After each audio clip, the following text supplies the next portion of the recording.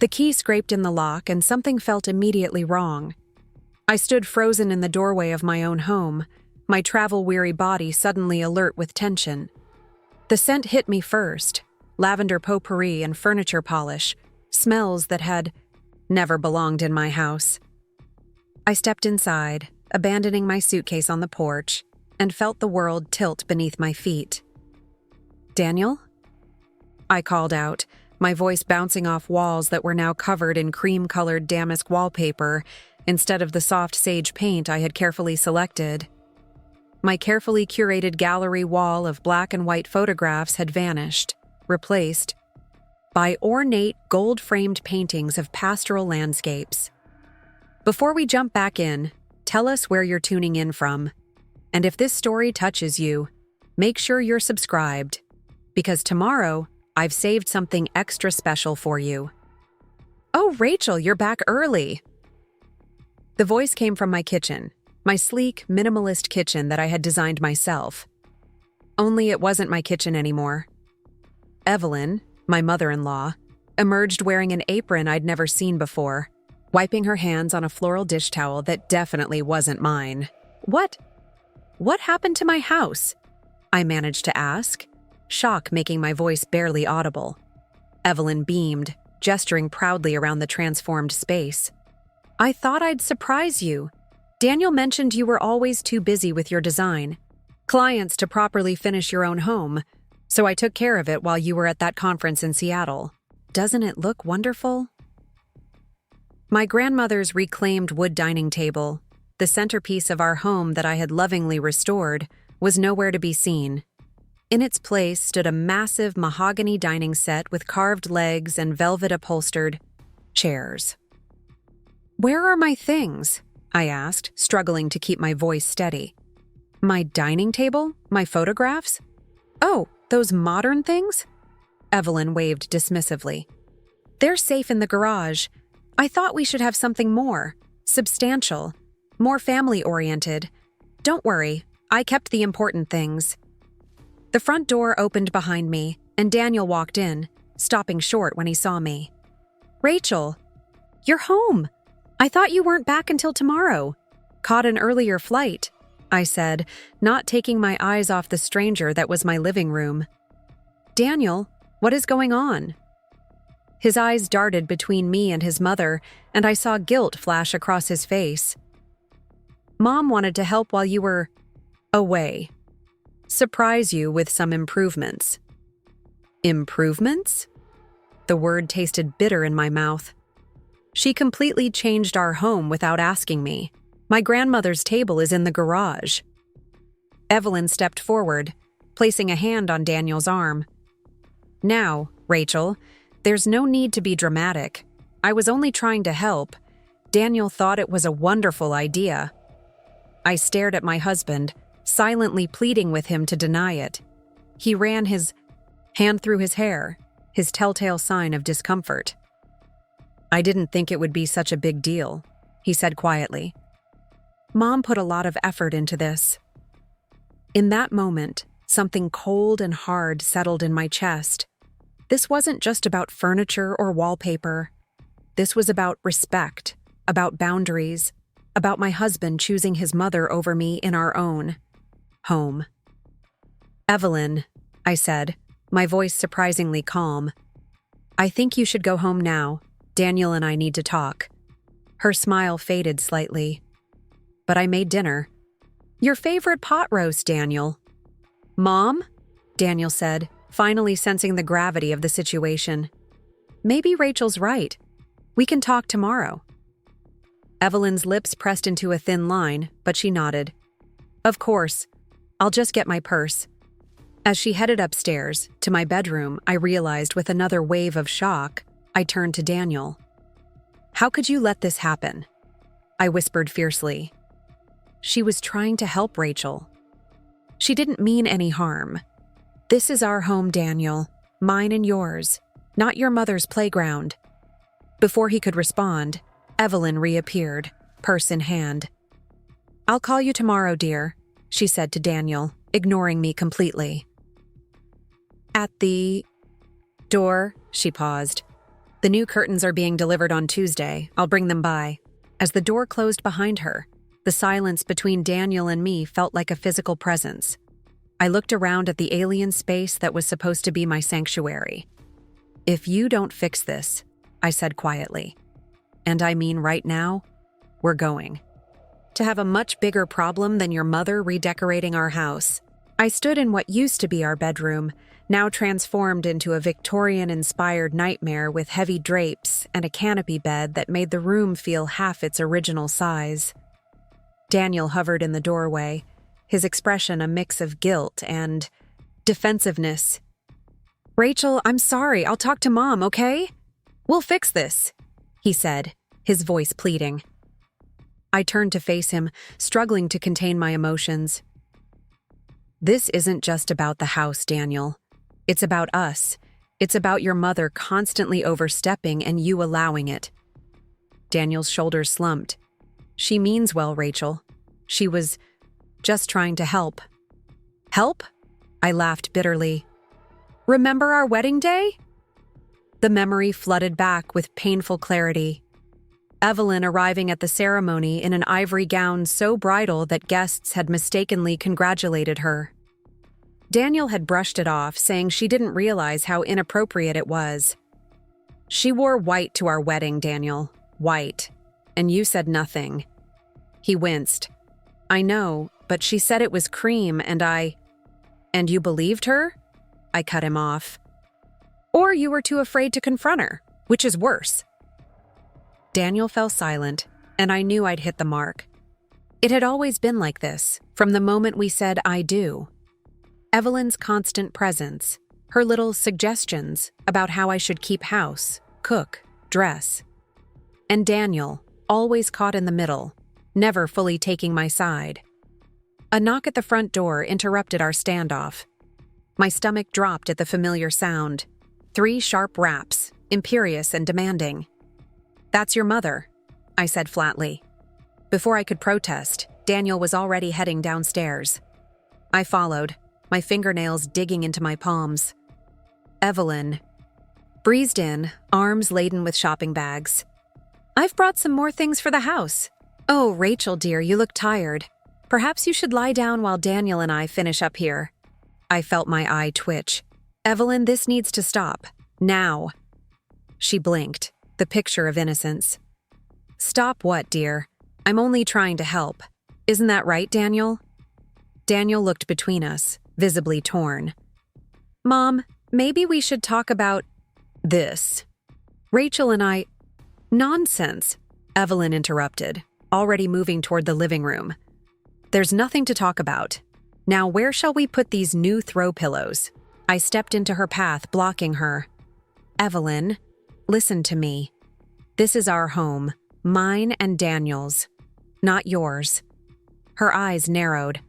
"Well, I never—" "Daniel, are you going to let her speak to me like this?" I turned to my husband, silently pleading, with him to stand up to his mother just this once. Daniel swallowed hard. "Mom, Rachel's right." Preparing and narrating this story took us a lot of time, so if you are enjoying it, subscribe to our channel. It means a lot to us. Now back to the story.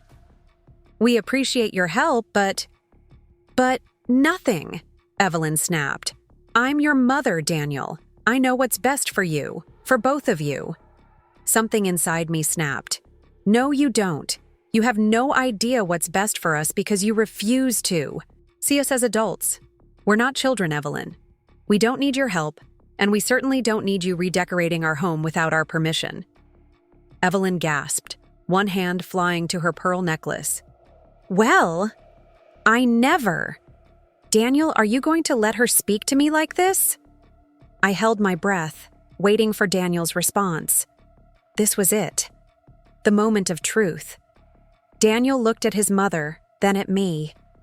I could see the conflict in his eyes, the lifelong habit of deferring to Evelyn battling against his loyalty to me.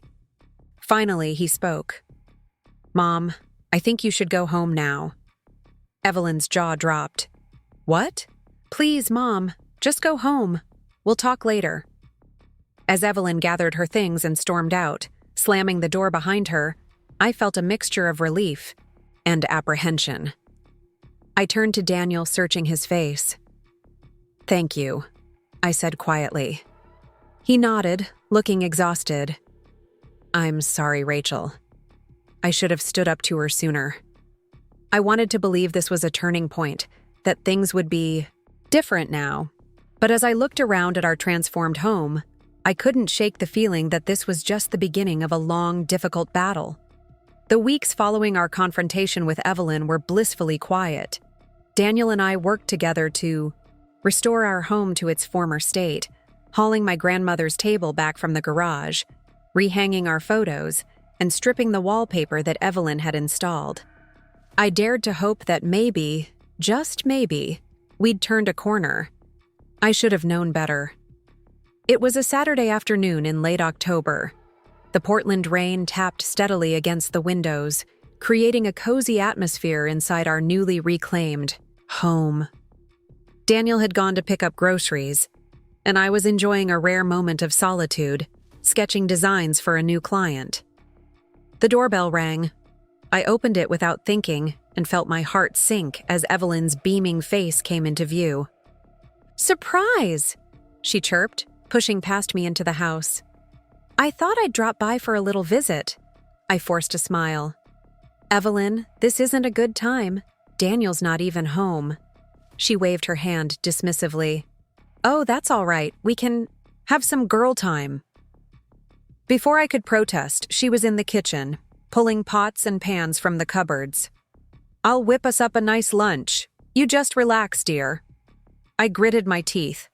"Evelyn, please, I appreciate the offer, but—" "Nonsense," she interrupted. "It's no trouble at all. Now, where do you keep your good china?" As she rummaged through my cabinets, I felt my patience wearing thin. "Evelyn, stop. This is my home, and I didn't invite you over." She turned to me, her eyes narrowing. "I'm family, Rachel. I don't need an invitation." "Yes, you do," I insisted. "You can't just barge in here whenever you feel like it."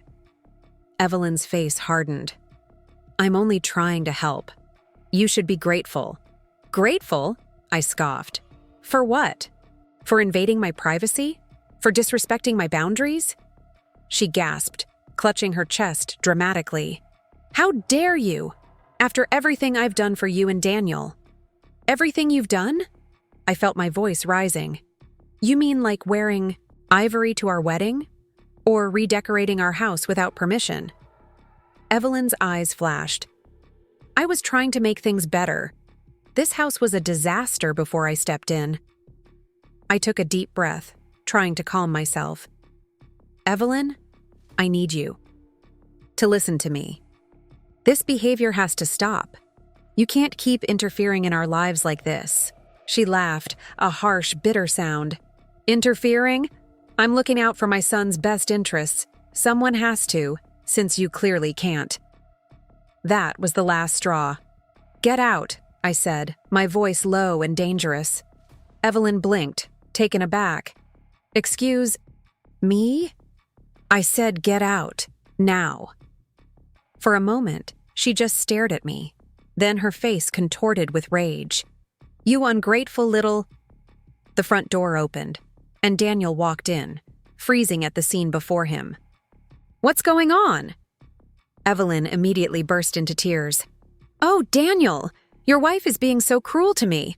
I only wanted to help and she's throwing me out." Daniel looked between us, confusion and distress evident on his face.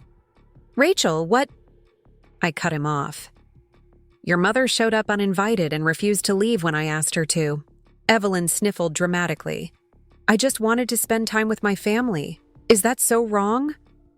Daniel ran a hand through his hair, clearly torn. "Mom, maybe now isn't the best time. Why don't I call you later?" Evelyn's tears dried up instantly, replaced by a look of triumph. "Of course, dear. I'll go. But remember, I'm always here for you." As she swept out the door, I turned to Daniel, my anger barely contained. "This has to stop, Daniel. We need to set some serious boundaries with your mother." He sighed heavily. I know. But she's my mom, Rachel. What am I supposed to do? I stared at him, disbelief and disappointment washing over me. You're supposed to support me, your wife. You're supposed to stand up to her when she oversteps. Don't you see that? Before he could respond, Daniel's phone buzzed. He glanced at it, and I knew without asking that it was Evelyn.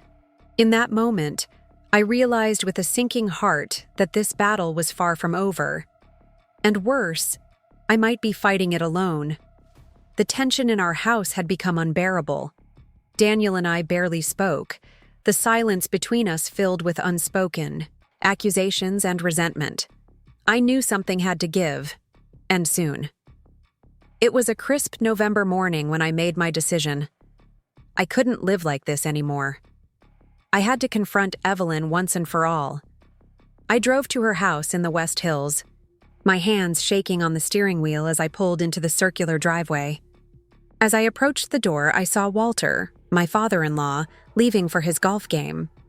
He gave me a sad, knowing look as he passed by. It struck me then how rarely I saw him smile these days. Evelyn answered the door in her silk robe, surprise flickering across her face. Rachel, what are you doing here so early? I stepped inside without waiting for an invitation. We need to talk, Evelyn. Now. She followed me into the living room, her eyes narrowing. If this is about the other day, I think you owe me an apology. I whirled around to face her. An apology? You're the one who needs to apologize, Evelyn. For years of manipulation, for constantly undermining my marriage, for treating me like I'm not good enough for your precious son. Evelyn's face hardened. How dare you come into my home and speak to me like this? I've only ever wanted what's best for Daniel. No, I shot back. You've only ever wanted what's best for you. You can't stand the idea of Daniel having a life that doesn't revolve around you. She gasped, her hand flying to her chest. That's ridiculous. Everything I do is for my family. I laughed bitterly. Family? Is that what you call it when you show up uninvited, rearrange our home, and constantly criticize everything I do? Evelyn's eyes flashed dangerously.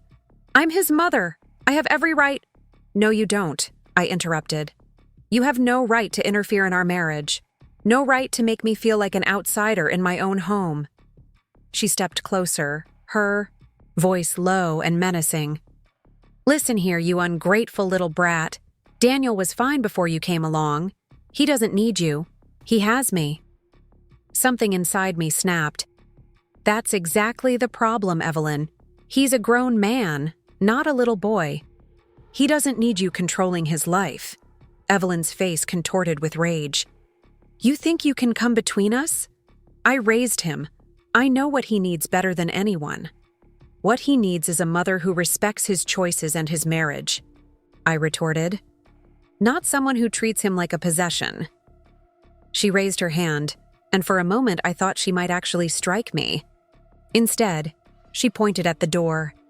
Get out of my house. Now. I stood my ground. Not until you understand that this has to stop. The constant interference, the manipulation, all of it. Evelyn's laugh was cold and cruel. Or what? You'll leave him? Go ahead. He'll always choose me over you. Her words hit me like a physical blow because deep down, I feared she might be right. I took a deep breath, steadying myself. This isn't over, Evelyn. I won't let you destroy my marriage. As I turned to leave, I caught sight of a framed photo on the mantel.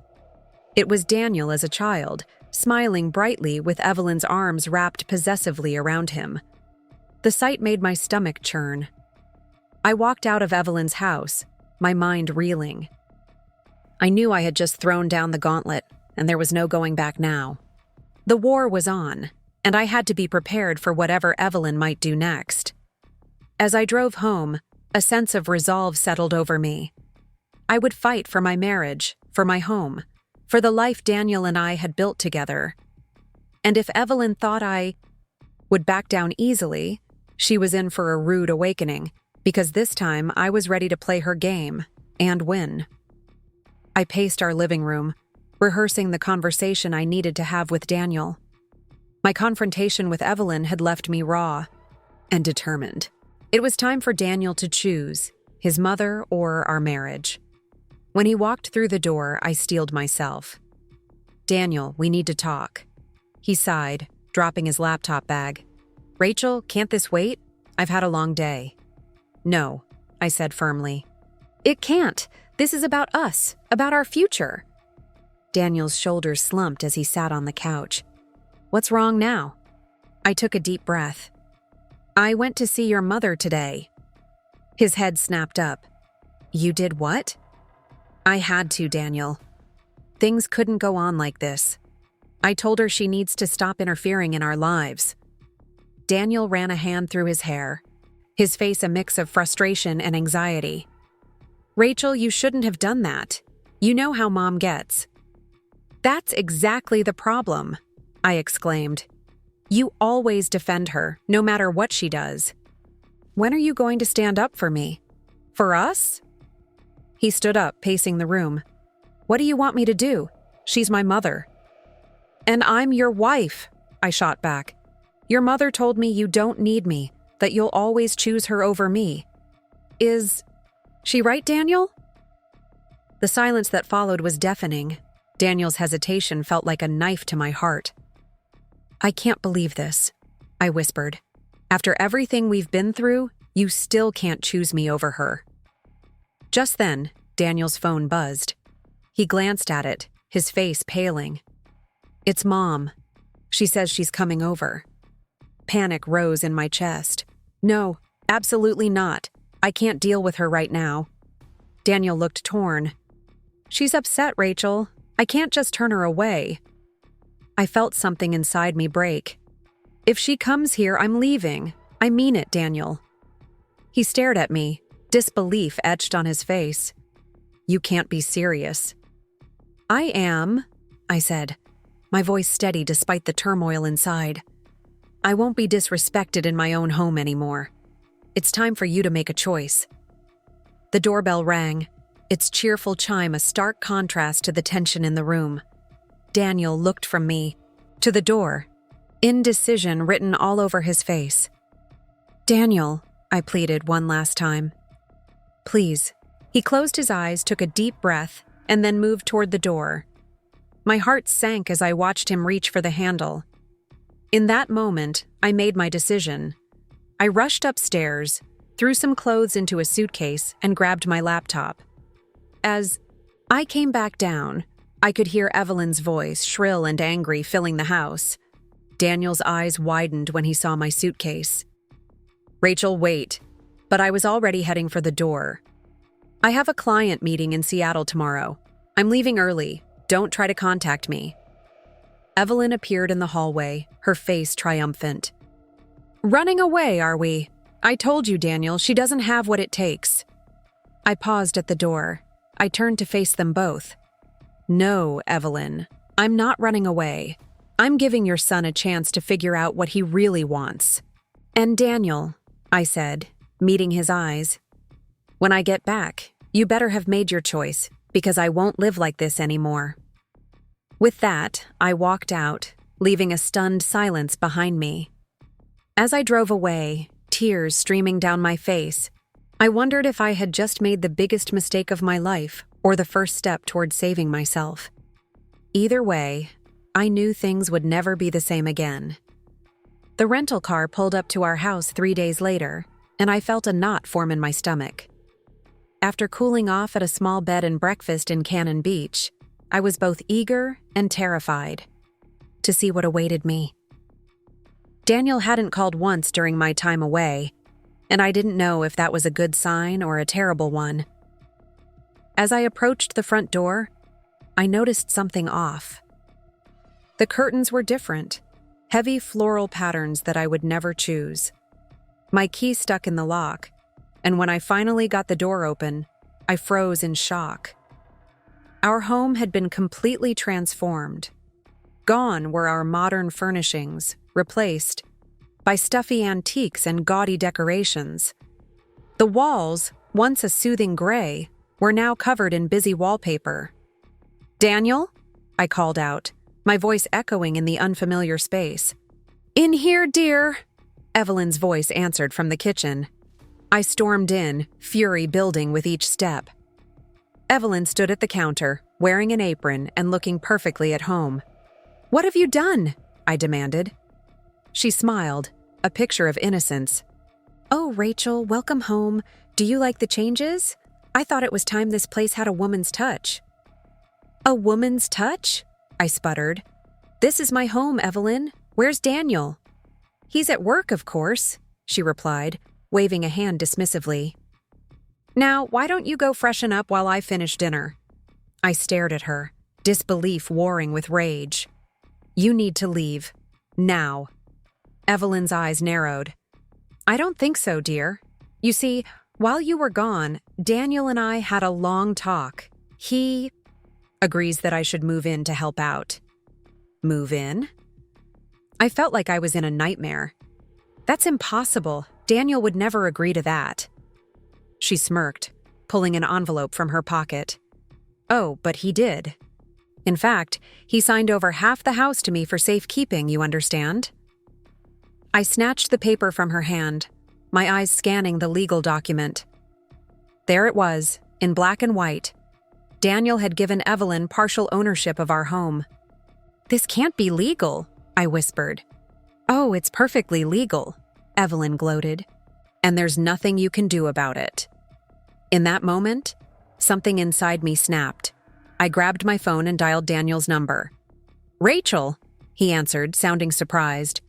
"Get home now," I growled, hanging up before he could respond. I turned back to Evelyn, who was watching me with a smug expression. "This isn't over." "Oh, I think it is," she replied. "Face it, Rachel. You've lost. Daniel will always choose me." I was about to retort when the front door opened.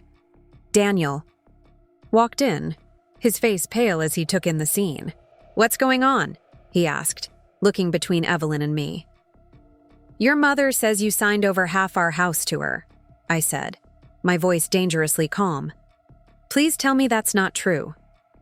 Daniel's silence was all the confirmation I needed. "How could you?" I whispered, feeling tears prick my eyes.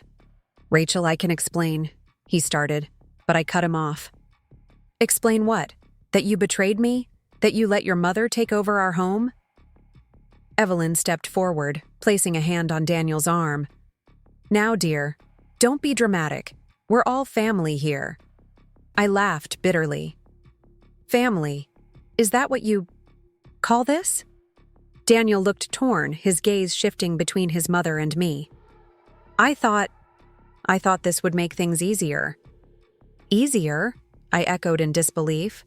"How is this easier?" Evelyn smiled triumphantly. "See, Daniel? I told you she wouldn't understand. She's never appreciated everything we do for her." Something inside me hardened. I looked at Daniel, really looked at him, and saw a man I no longer recognized. "I want a divorce," I said quietly. The room fell silent. Daniel's face drained of color, while Evelyn's eyes gleamed with victory. "Rachel, please," Daniel began, but I held up a hand. "No, I'm done. I won't live like this anymore." I turned to Evelyn. "You wanted him? You can have him. But this isn't over, not by a long shot." As I walked out of the house that was no longer my home, I felt a strange mix of despair and determination. I had lost everything, but in that loss, I found a resolve I never knew I had. This was war, and I was ready to fight. I sat in Zoe's office, my hands shaking as I clutched a manila folder. My friend and lawyer looked at me with a mix of concern and determination. "Are you sure about this, Rachel?" Zoe asked, her voice gentle but firm. I nodded, my jaw set. "I'm sure. It's time to end this once and for all." Zoe picked up her phone. "I'll set up the meeting. Are you ready to face them?"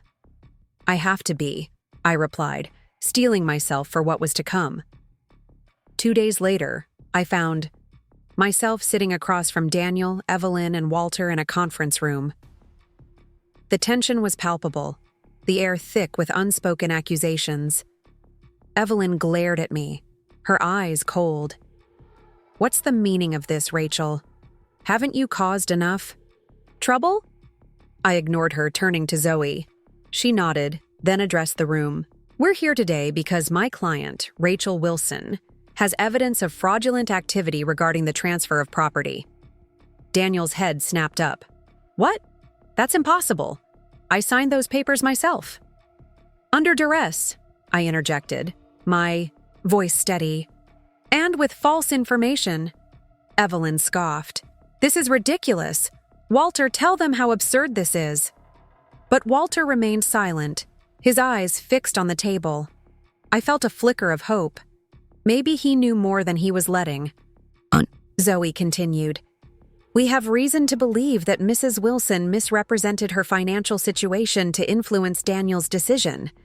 Furthermore, we have evidence of other improprieties." Evelyn's face paled. "What are you talking about?" I leaned forward, my heart pounding. "I know about Victor, Evelyn." The room fell silent.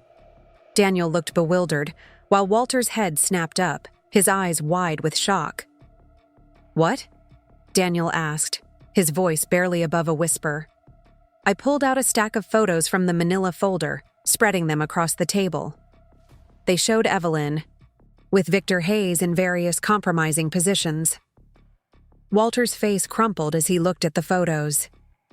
"Evelyn, how could you?" Evelyn's composure cracked. "It's not what it looks like. Walter, please." But Walter was already standing, his chair scraping loudly against the floor. "I can't believe this. All these years." Daniel stared at the photos, then at his mother. "Mom, is this true?" Evelyn's eyes darted around the room like a cornered animal. "Daniel, sweetie, you don't understand. Your father, don't. You dare blame this on me," Walter interrupted, his voice trembling with anger. "I've put up with your manipulation for years, but this is the last straw." I watched as the family I had once been a part of imploded before my eyes. Part of me felt vindicated, but another part ached for the pain I saw on their faces. Daniel turned to me, his eyes filled with confusion and hurt. "Rachel, why didn't you tell me?" "Would you have believed me?" I asked softly. "You never took my side before." He flinched as if I'd slapped him. I'm so sorry. I had no idea." Evelyn suddenly stood up, her chair toppling over. "This is all your fault," she screamed at me. "You've ruined everything." She lunged across the table, her hands outstretched as if to strangle me. I recoiled, but before she could reach me, Walter grabbed her arm. "That's enough, Evelyn," he said, his voice cold. "It's over." As security escorted a hysterical Evelyn from the room, I felt a strange mix of emotions wash over me. Relief, sadness, anger, and a glimmer of hope. Daniel reached out, his hand hovering over mine. "Rachel, I don't know what to say." I pulled my hand away, my heart heavy. "There's nothing to say, Daniel. It's too late." As I walked out of the conference room, I realized that this wasn't just the end of my marriage.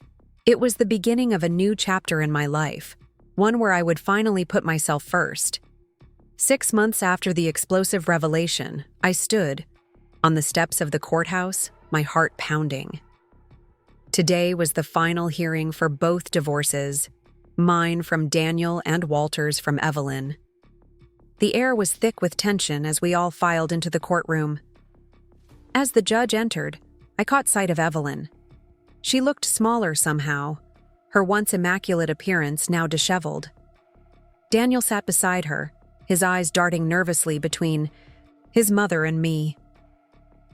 Walter sat alone, his face a mask of quiet determination. The proceedings began, and I listened as Zoe presented our case.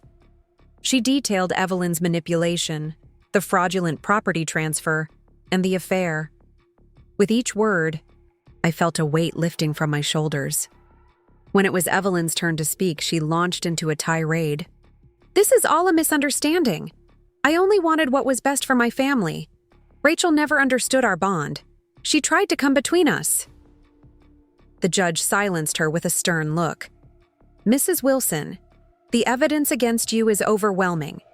Your actions were not only manipulative, but illegal." I watched as the color drained from Evelyn's face. For the first time, I saw her for what she truly was, a scared, insecure woman who had spent her life controlling others to feel powerful. The judge continued, "In light of the evidence, I'm ruling in favor of Mrs. Rachel Wilson.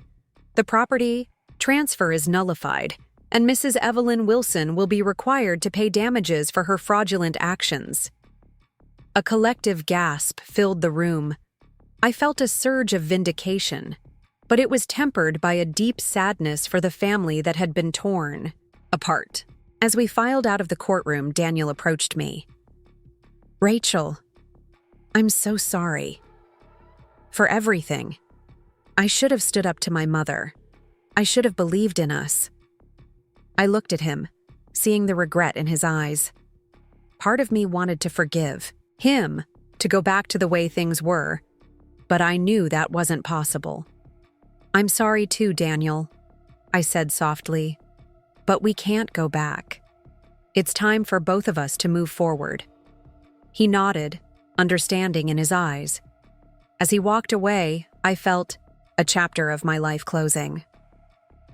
Walter approached next, looking years older than when I'd first met him. "Rachel, I want to thank you. If it weren't for you, I might never have known the truth. I've wasted so many years, but now I have a chance to live the life I want." I squeezed his hand, feeling a kinship with this man who had also been a victim of Evelyn's manipulation.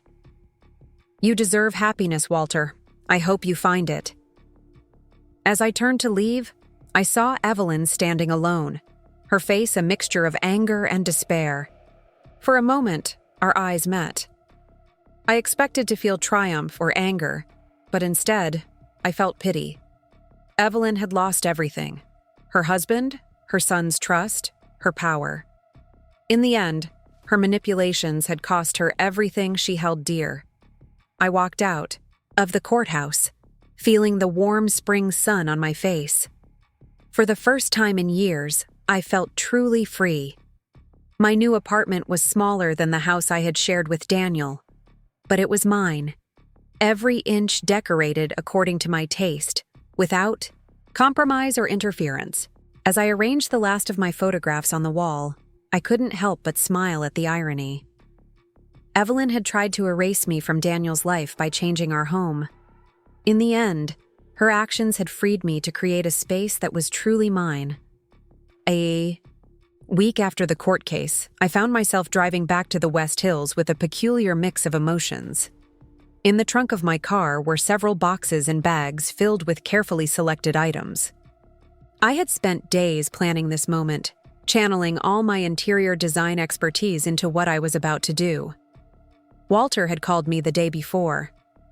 "She's gone to her sister's for the weekend," he'd said, his voice carrying a hint of conspiracy. "If you still want to do this, now's the time." I pulled into the circular driveway of the colonial mansion that had always intimidated me. Walter was waiting on the porch, a tentative smile on his face. He helped me carry the boxes inside. "Are you sure this is what you want to do?" he asked, setting down the last box. "You don't owe us anything, Rachel." I looked around the grand foyer with its imposing chandelier and ornate furniture, the epitome of Evelyn's controlling personality, crystallized in interior design choices. "I'm sure," I said. "Consider it my parting gift." We worked through the day, transforming Evelyn's sacred space, her formal living room. Out went the heavy drapes that had kept the room in permanent shadow. Down came the forbidding portraits of ancestors who seemed to judge everyone who entered. Away went the plastic-covered furniture that had never known comfort. In their place, I installed light, gauzy curtains that let the spring sunshine pour in. I arranged comfortable, inviting furniture in a conversational layout rather than Evelyn's formal museum-like arrangement. On the walls went Walter's photography, beautiful landscapes he'd captured over the years but had never been allowed to display. The centerpiece of the room was the handcrafted bookshelf I commissioned from a local artisan, made from the same reclaimed wood as my grandmother's table. On it, I arranged Walter's collection of first-edition novels that Evelyn had banished to the basement as too shabby for her perfect home. By Sunday evening, the transformation was complete. The room breathed with light and warmth, inviting people in rather than holding them at a distance. "It's perfect," Walter said, his voice thick with emotion. "It's like I can finally breathe in my own home." I patted his hand. "That was the idea." "Evelyn will be back tomorrow afternoon," he reminded me. I nodded. "I know. I'd like to be here, if that's okay." The next day, I sat in Walter's new living room, nervously waiting. At precisely 3 o'clock, I heard the key in the lock and Walter greeting Evelyn in the foyer. Her voice carried that familiar, imperious tone, asking why he hadn't picked her up from her sister's as planned. Then I heard her steps falter as she approached the living room. A sharp intake of breath. "Walter! What happened to my living room?" Her voice was shrill with shock. I stood up as she came into view. Her eyes widened when she saw me, then narrowed, as she took in the transformed space. "You," she hissed. "How dare you come into my home and—" "I invited her," Walter said firmly, stepping beside me. "I wanted a change." Evelyn's mouth opened and closed like a fish out of water. "But my antiques, my drapes, are in storage," I said calmly. "Everything is safe, just like you said my things were when you put them in the garage." Understanding dawned on her face. "This is revenge." I shook my head. "No, Evelyn. This is freedom, for both you and Walter." Her eyes darted around the room, taking in every change, every item that represented her loss of control. "The bookshelf is made from the same wood as my grandmother's table," I explained. "The one you put in the garage. I thought it was fitting." "You've ruined everything," she whispered, but the fight seemed to be draining out of her. "Actually," Walter said, "I think she's fixed everything. This feels like a home now, not a museum." Evelyn sank onto one of the new, comfortable chairs, seemingly unable to stand any longer. For a long moment, she was silent, her eyes moving, from object to object. Then, unexpectedly, a single tear rolled down her cheek. "It's beautiful," she admitted, so quietly I almost didn't hear her. In that moment, looking at Evelyn's defeated posture, I felt no triumph, no vindication. Only a profound sadness for a woman who had spent her entire life trying to control others because she couldn't control herself. "The difference between us, Evelyn," I said gently, "is that I created this space for Walter to enjoy, not to hurt you. That's something you never understood." I gathered my purse and headed for the door. My work here was done. "Rachel," Walter called after me. "Thank you." I nodded, a small smile on my lips. "Goodbye, Walter. Good luck." As I drove away from the Wilson house for the final time, I felt a sense of closure wash over me. In redecorating Evelyn's sacred space, I hadn't sought revenge. I had offered liberation, not just for Walter, but for myself. 3 months later, I stood in the doorway of my new design studio in downtown Portland. The morning sun streamed through the windows, highlighting the framed magazine cover on the wall, Phoenix Rising, designer Rachel Wilson rebuilds after personal disaster. The article detailed my journey from losing my home to founding my own successful design firm. My phone buzzed with a text from Zoe. "Lunch today? Have news about you-know-who." I smiled, typing back a quick, "Yes, 1 p.m. at Marcel's." Later, over. "Sandwiches." Zoe leaned forward with the gleam in her eye that I'd come to recognize as her gossip face. "Walter filed for divorce," she said. I raised an eyebrow. "I thought they were already divorced." "They are. He's divorcing her sister now." She grinned at my shocked expression. "Turns out they've been having an affair for years. Quite the family tradition." I shook my head, surprised to find that I felt nothing.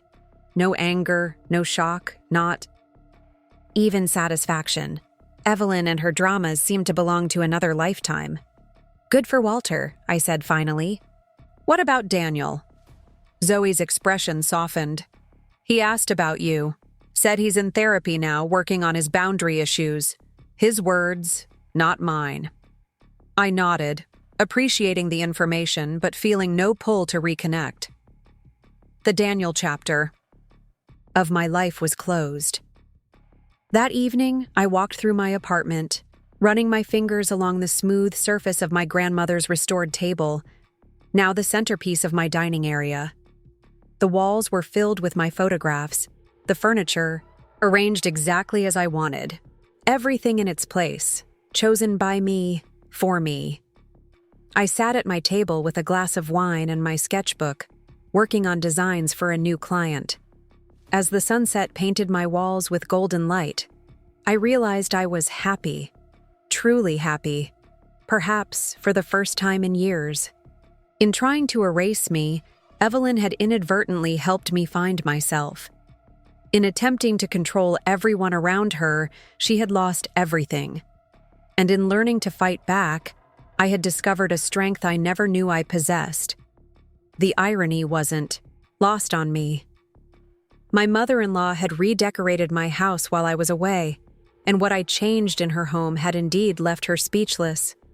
But the real transformation wasn't in the furniture or the paint colors.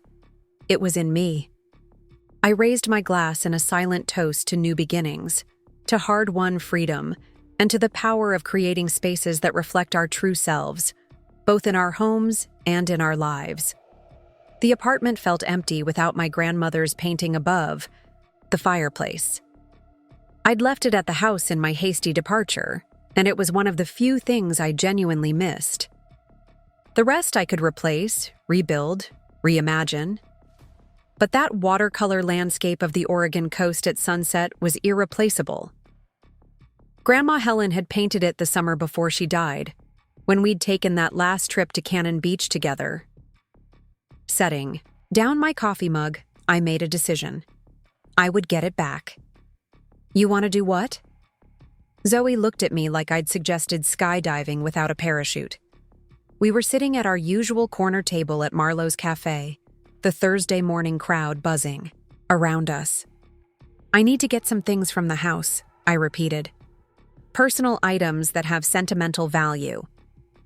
Zoe frowned. "The court already awarded you your personal property.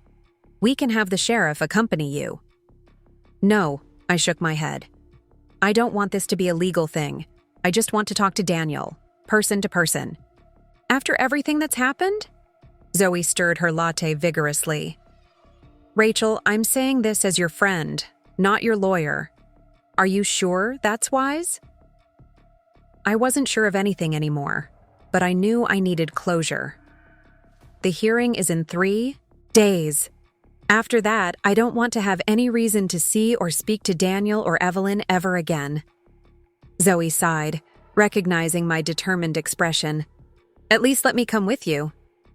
"Actually," I said, "I was thinking of asking Walter to meet me there."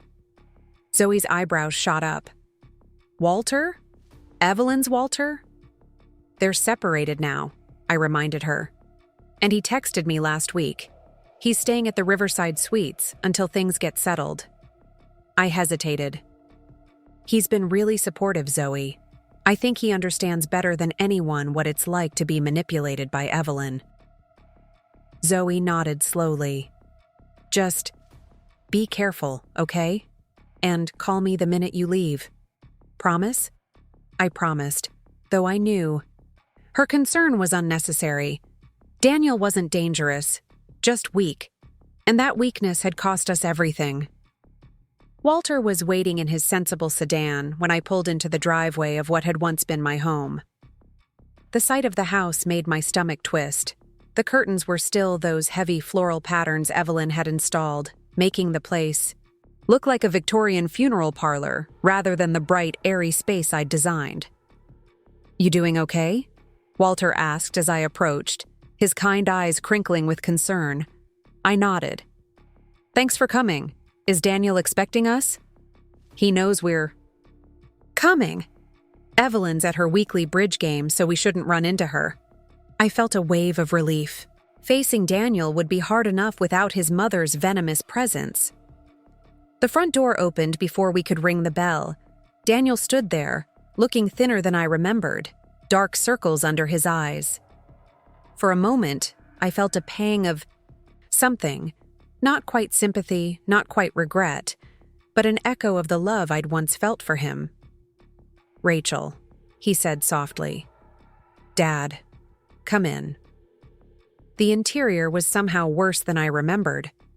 Evelyn hadn't just redecorated. She'd attempted to erase every trace of my existence. The walls that had once been a peaceful sage were now covered in burgundy damask wallpaper. The sleek mid-century furniture had been replaced with bulky antiques that made the rooms feel cramped and claustrophobic. "I'm just here for a few personal items," I said, trying to keep my voice neutral. "It won't take long." Daniel nodded, running a hand through his hair. That same nervous gesture that had once been endearing but now reminded me of his constant indecision. "Take whatever you need. It's still half your house, legally speaking."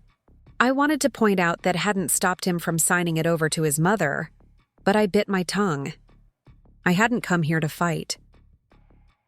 "I'll wait down here," Walter said, giving me an encouraging nod. I headed upstairs, hyper-aware of Daniel following at a respectful distance. My heart sank further as I saw what Evelyn had done to our bedroom.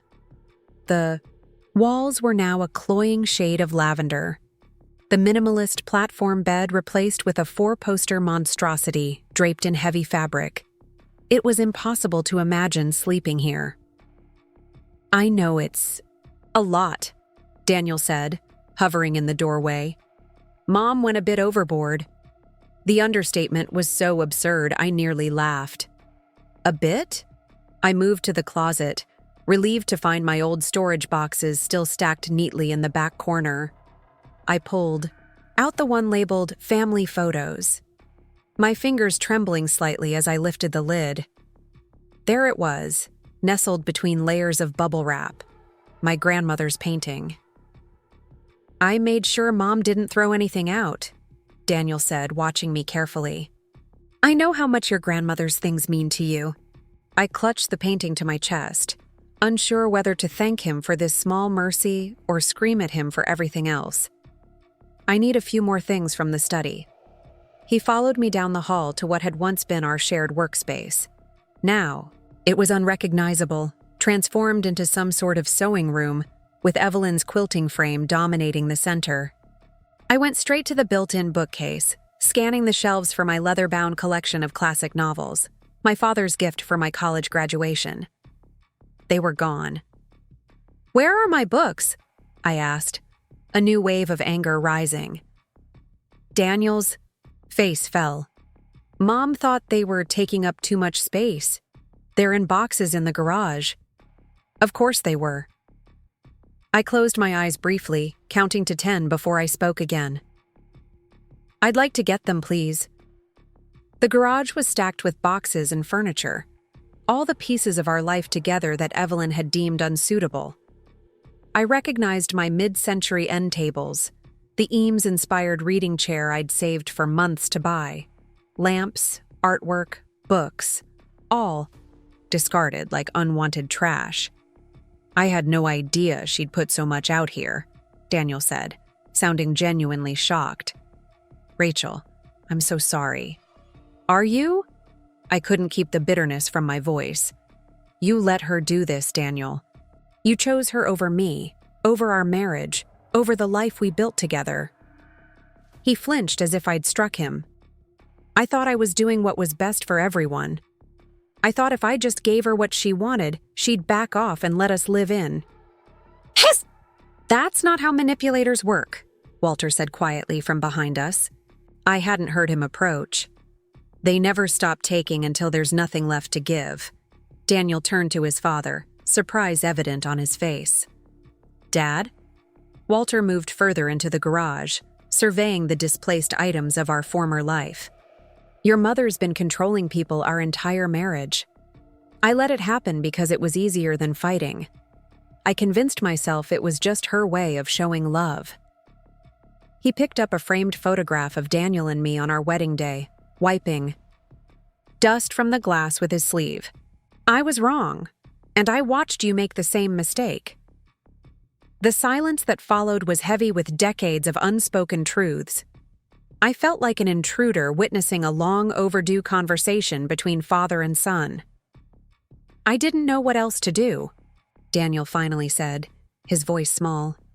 She's my mother. And Rachel was your wife, Walter replied gently. Someone who loved you for who you are, not for who she wanted you to be. I turned away, unable to bear the raw emotion on both their faces. I need boxes for my books. I kept my voice businesslike, detached. This wasn't the time or place for the conversation we really needed to have. Daniel seemed to understand. He found some empty containers, and we worked in silence, packing my books and a few other precious items I discovered among the discarded pieces of our life. Walter helped, somehow knowing exactly which things mattered most to me. The hand-woven throw from my trip to Peru, the pottery bowl I'd made in that ceramics class Daniel and I had taken together, the vintage camera that had belonged to my grandfather. After an hour, my car was loaded with the tangible remnants of my marriage. It wasn't everything, but it was enough. The most important pieces were coming with me, the rest I could let go. As I closed the trunk, I heard the unmistakable sound of tires on gravel. A sleek black Lexus pulled into the driveway, Evelyn's car. I thought she was at bridge until 5, I said, panic rising. Walter checked his watch. She's early. Rachel, you should go. But it was too late. Evelyn was already out of her car, her face a mask of fury as she surveyed the scene. My packed car, Walter's presence, Daniel's guilty expression. What is going on here? She demanded, stalking toward us. What is she doing at my house? It's not your house, Mom, Daniel said, his voice firmer than I'd ever heard him speak to her. It's still legally half Rachel's until the hearing. Evelyn's eyes narrowed as she took in the boxes visible through my car windows. You're letting her take things? Those are family heirlooms.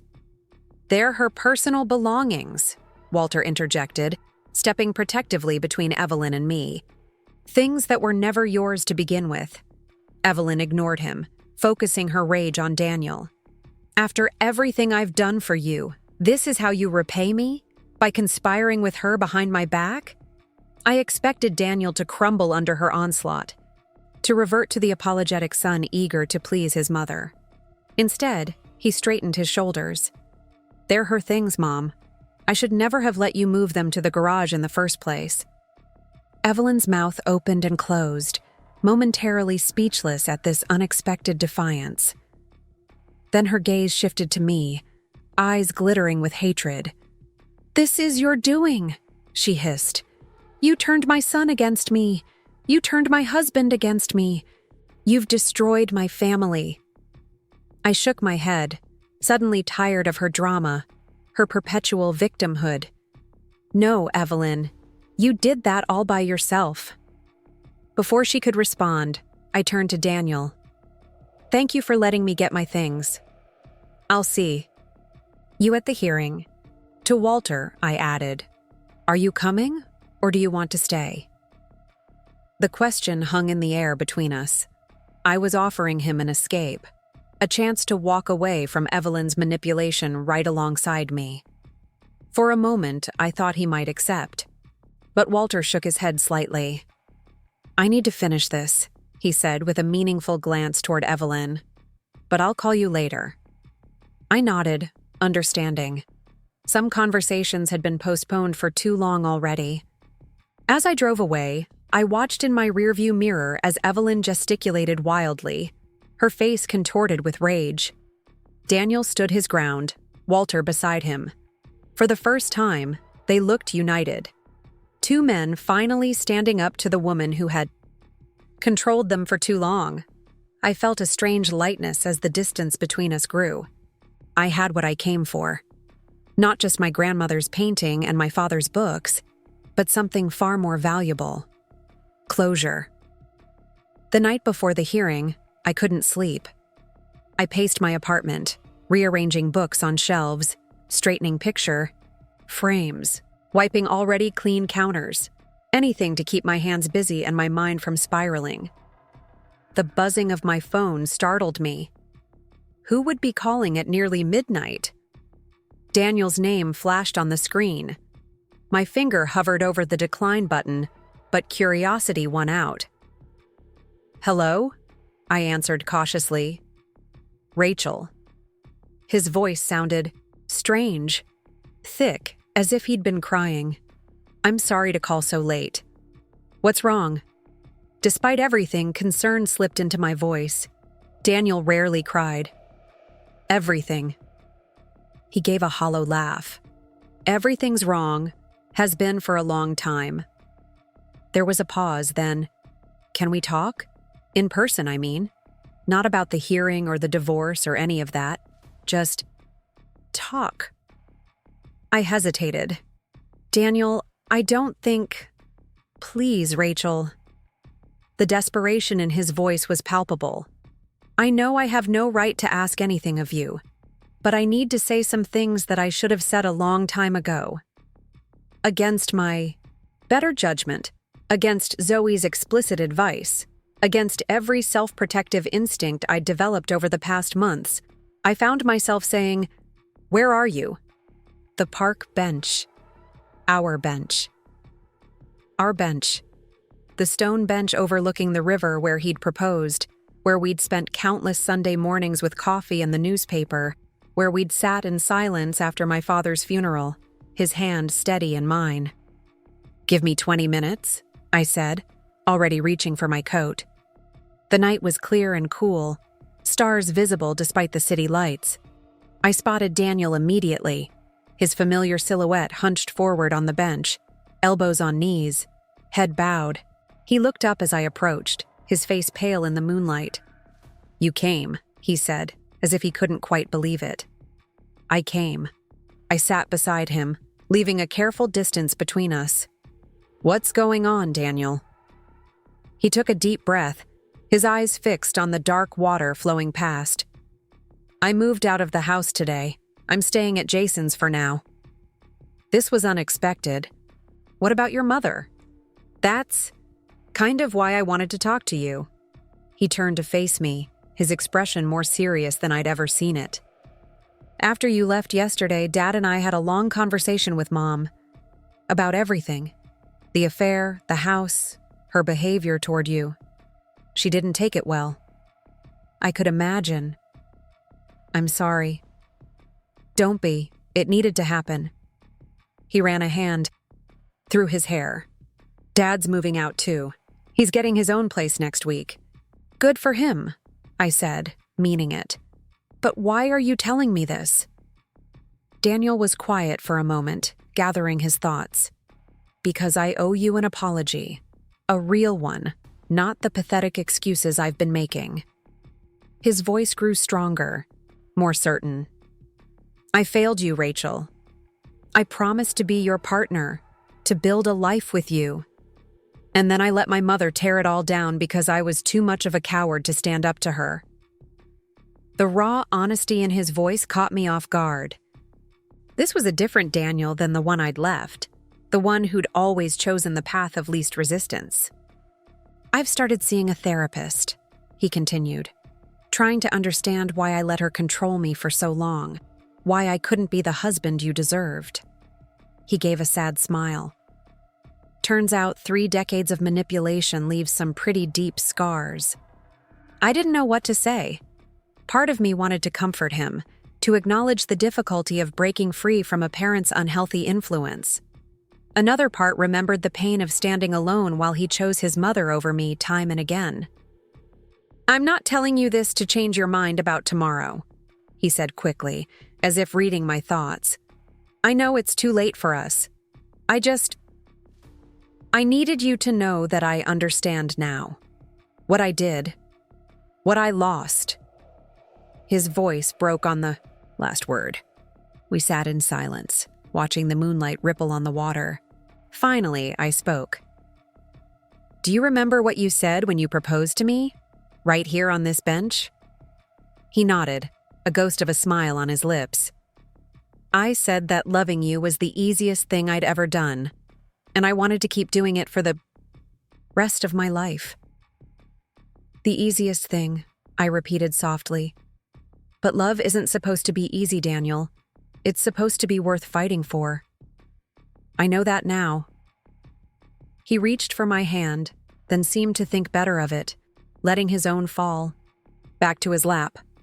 "For what it's worth, I'm learning to fight. Too late for us, but maybe not too late for me." There was something different about him, a steadiness that hadn't been there before. The Daniel I'd married had been kind and gentle, but malleable, always seeking the path of least conflict. This Daniel seemed stronger, more defined. "I hope you find what you're looking for," I said, and I meant it. Despite everything, I couldn't hate him. Pity him, yes. Mourn what might have been. Absolutely! But hate? No. He stood, shoving his hands in his pockets. "I should let you get home. Big day tomorrow." I nodded, remaining seated. "I'll be there." He took a few steps, then turned back. "Rachel, for what it's worth, I really am sorry. For everything." "I know," I said quietly. And I did. I watched him walk away, his figure gradually swallowed by darkness. When he was gone, I let out a long breath I hadn't realized I'd been holding. There were no tears, no ache in my chest, just a peculiar sense of completion, as if a story that had been left unfinished was finally reaching its conclusion. Morning dawned bright and clear, sunshine streaming through my bedroom window as if the universe was celebrating with me. Today was the day, the final hearing that would officially end my marriage to Daniel and, hopefully, sever any legal ties to Evelyn once and for all. I dressed carefully in a simple navy dress, professional but not severe, and the pearl earrings my mother had given me on my wedding day. "Something to remind you of your strength," she'd said as she'd fastened them to my ears. I needed that reminder today. Zoe met me on the courthouse steps, looking sharp in a tailored pantsuit. "Ready?" she asked, squeezing my arm. "More than ready," I assured her. We climbed the steps together, passing through security and navigating the bustling corridors until we reached the designated courtroom. Walter was already there, sitting alone on a bench outside the doors. "Good morning," he said, standing as we approached. He looked different somehow, lighter, as if a burden had been lifted from his shoulders. "Daniel just called. He and Evelyn are running a bit late." I nodded, not surprised that Evelyn would make a drama of even this final appearance. "How are you doing, Walter?" He smiled, a genuine smile that reached his eyes. "Better than I have in years, actually. I signed a lease on an apartment yesterday. First place that's been just mine since college." "That's wonderful," I said, meaning it. If any good had come from this mess, it was Walter's liberation from Evelyn's control. The courthouse doors swung open, and Daniel hurried in, looking flustered. "Sorry," he said, slightly out of breath. Traffic was terrible. I noticed he was alone. "Where's Evelyn?" Daniel and Walter exchanged a look. "She's not coming," Daniel said. She decided to contest the property settlement at the last minute. Her lawyer filed for a continuance." Zoe frowned. "On what grounds?" She's claiming Dad transferred assets without her knowledge and that you— He glanced apologetically at me, exerted undue influence over both of us. Of course she was. Even now, Evelyn couldn't resist one final attempt to exert control, to drag out the process, to make us all dance to her tune just a little longer. I felt a flash of the old anger, the frustration that had colored so much of the past year. Then, unexpectedly, it faded, replaced by something like pity. Evelyn was fighting, because fighting was all she knew how to do. She couldn't bear to lose, even when the game was already over. "It won't work," Zoe said confidently. "We have documentation of everything. The judge won't grant a continuance on such flimsy grounds." She was right. When we entered the courtroom and the proceedings began, the judge listened to Evelyn's lawyer with thinly veiled impatience, then denied the motion for continuance in less than 5 minutes. "The evidence in this case is clear," she said, shuffling through the papers before her. "The court finds that Mrs. Evelyn Wilson did knowingly and intentionally manipulate Mr. Daniel Wilson into signing over property that was not solely his to give. Furthermore, the court finds that Mrs. Evelyn Wilson's actions constitute a pattern of emotional manipulation and boundary violations that contributed significantly to the breakdown of the marriage between Mr. Daniel Wilson and Mrs. Rachel Wilson." She looked up, her gaze direct and unflinching. "In light of these findings, the court grants the petition for divorce and awards Mrs. Rachel Wilson full ownership of the disputed property at 1542 Maple Avenue, as well as damages in the amount of $50,000 to compensate for emotional distress and wrongful dispossession." I sat stunned, barely hearing the rest of the judgment. The house was mine, completely mine, and Evelyn would have to pay me damages. "Additionally," the judge continued, "the court orders that Mrs. Evelyn Wilson is to have no contact with Mrs. Rachel Wilson for a period of not less than 1 year, after which time the parties may revisit the necessity of this order. A restraining order." I hadn't even asked for that, but Zoe, clever Zoe, must have included it in our petition. "That's it?" Daniel asked as the judge concluded the proceedings. "It's over?" "It's over," Zoe confirmed, gathering her papers. "Congratulations, Rachel. You won." Won. Such a strange word for the end of a marriage, the conclusion of a chapter that had once held so much promise.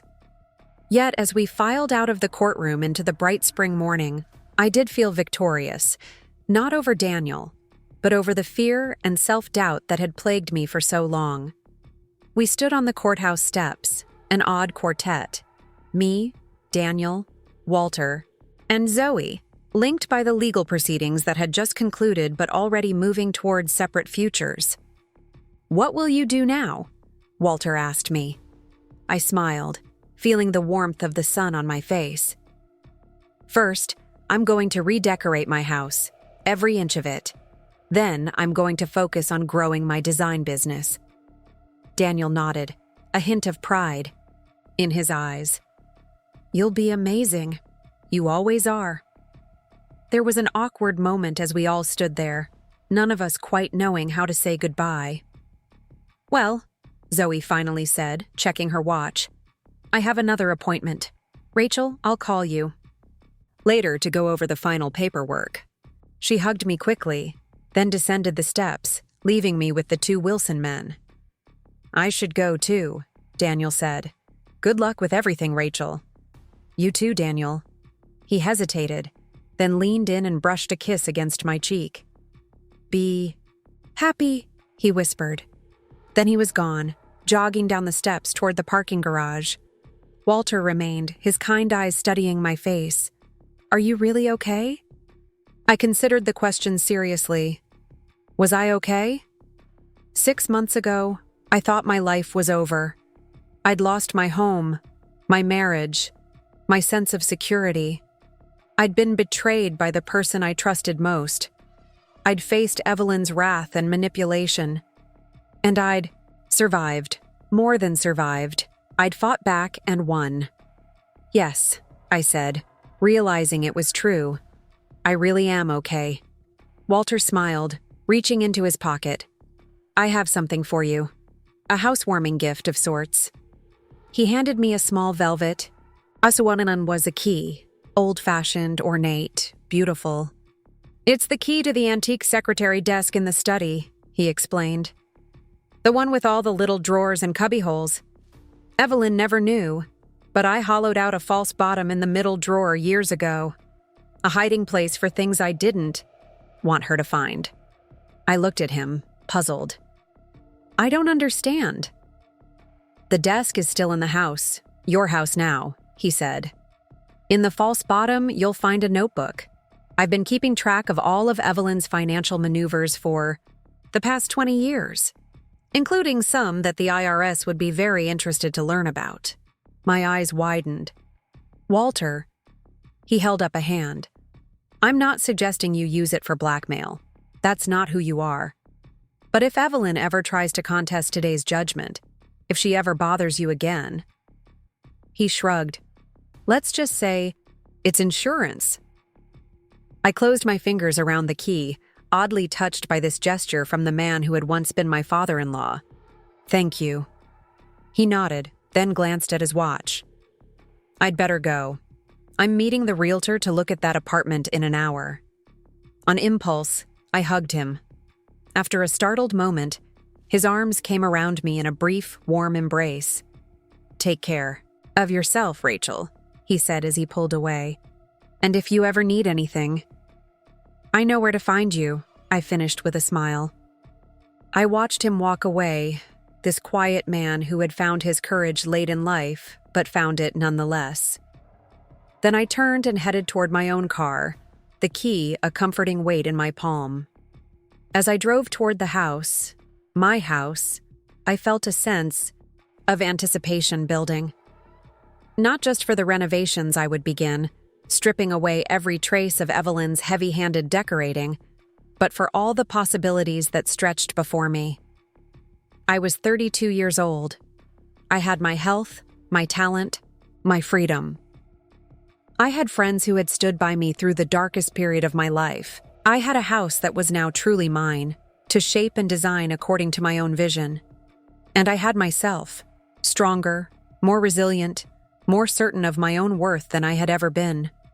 The future stretched before me, as blank and full of potential, as the walls I would soon repaint, the rooms I would reimagine. For the first time in a very long time, I couldn't wait to see what came next. The first night in my reclaimed house felt surreal. I wandered from room to room, mentally cataloging everything that needed to change. Evelyn's heavy drapes would be the first to go, followed by the oppressive wallpaper and the hulking furniture that made the space feel smaller than it was.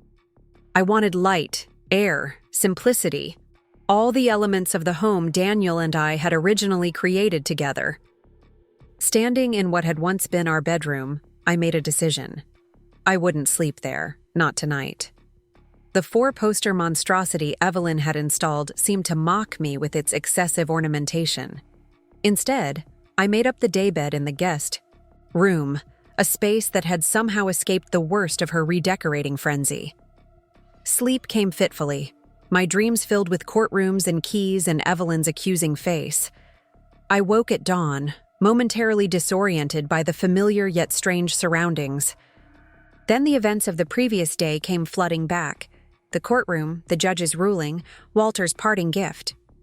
The key. I made coffee first, a small ritual of normalcy in the midst of all the change. Then, cradling the steaming mug, I went to find the antique secretary desk Walter had mentioned.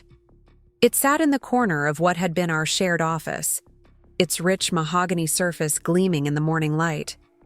Evelyn had apparently appreciated this piece enough to leave it untouched. Setting down my coffee, I retrieved the velvet box from my purse and extracted the ornate key. It fit perfectly into the lock on the middle drawer, turning with a satisfying click. Inside were the standard office supplies, pens, notepads, paper clips, all arranged with Evelyn's characteristic precision. I ran my fingers along the bottom of the drawer, searching for any irregularity that might indicate a false bottom. Nothing. I removed the contents, examining the drawer more carefully. Still nothing obvious. Then I noticed it. The depth of the drawer seemed slightly less than it should be, given the exterior dimensions of the desk.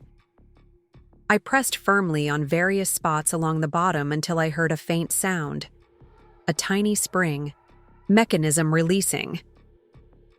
The false bottom popped up slightly at one corner. Carefully, I lifted the panel to reveal a shallow hidden compartment beneath. Inside lay a slim leather-bound notebook, its pages yellowed with age. I lifted it out with reverent hands, aware that I was holding 20 years of Walter's silent resistance against Evelyn's tyranny. Opening the cover, I found Walter's neat architectural handwriting filling page after page with dates, figures, and brief notations. Some entries were highlighted or marked with asterisks, others accompanied by small handwritten notes in the margins. Tax discrepancy, undisclosed account, questioned source. I wasn't an accountant, but even I could see that Walter had meticulously documented a pattern of financial impropriety spanning decades. Hidden accounts, unreported income, questionable investments, transfers designed to shield assets from taxation. Halfway through, the entries changed, becoming more deliberately focused on Evelyn's separate financial activities. Walter had been building a case, I realized, not for a courtroom necessarily, but for himself. Evidence that he wasn't imagining things, that his wife's manipulations extended beyond the emotional into the concretely illegal. The final pages contained information directly related to our situation, details about how Evelyn had pressured Daniel into signing over the house, notes on conversations Walter had overheard, even copies of text messages between Evelyn and her lawyer discussing strategies to ensure Rachel gets nothing. I closed the notebook, feeling a complex mix of emotions. Validation, certainly, vindication, but also sadness for Walter, living for years with this secret knowledge, documenting his wife's betrayals in silence rather than confronting them. The doorbell rang, startling me. I hastily returned the notebook to its hiding place, replaced the false bottom, and locked the drawer. Who could be visiting so early? Through the peephole, I saw a delivery person holding a large arrangement of flowers. I opened the door cautiously. "Rachel Wilson?" the young woman asked, consulting her clipboard. "Yes, that's me." "Special, delivery." She handed over the stunning bouquet of white lilies and blue hydrangeas, my favorites. "Have a nice day." I carried the flowers to the kitchen, searching for the card tucked among the blooms. "Congratulations on your fresh start. The house is lucky to have you back. Walter." I smiled, touched by the gesture.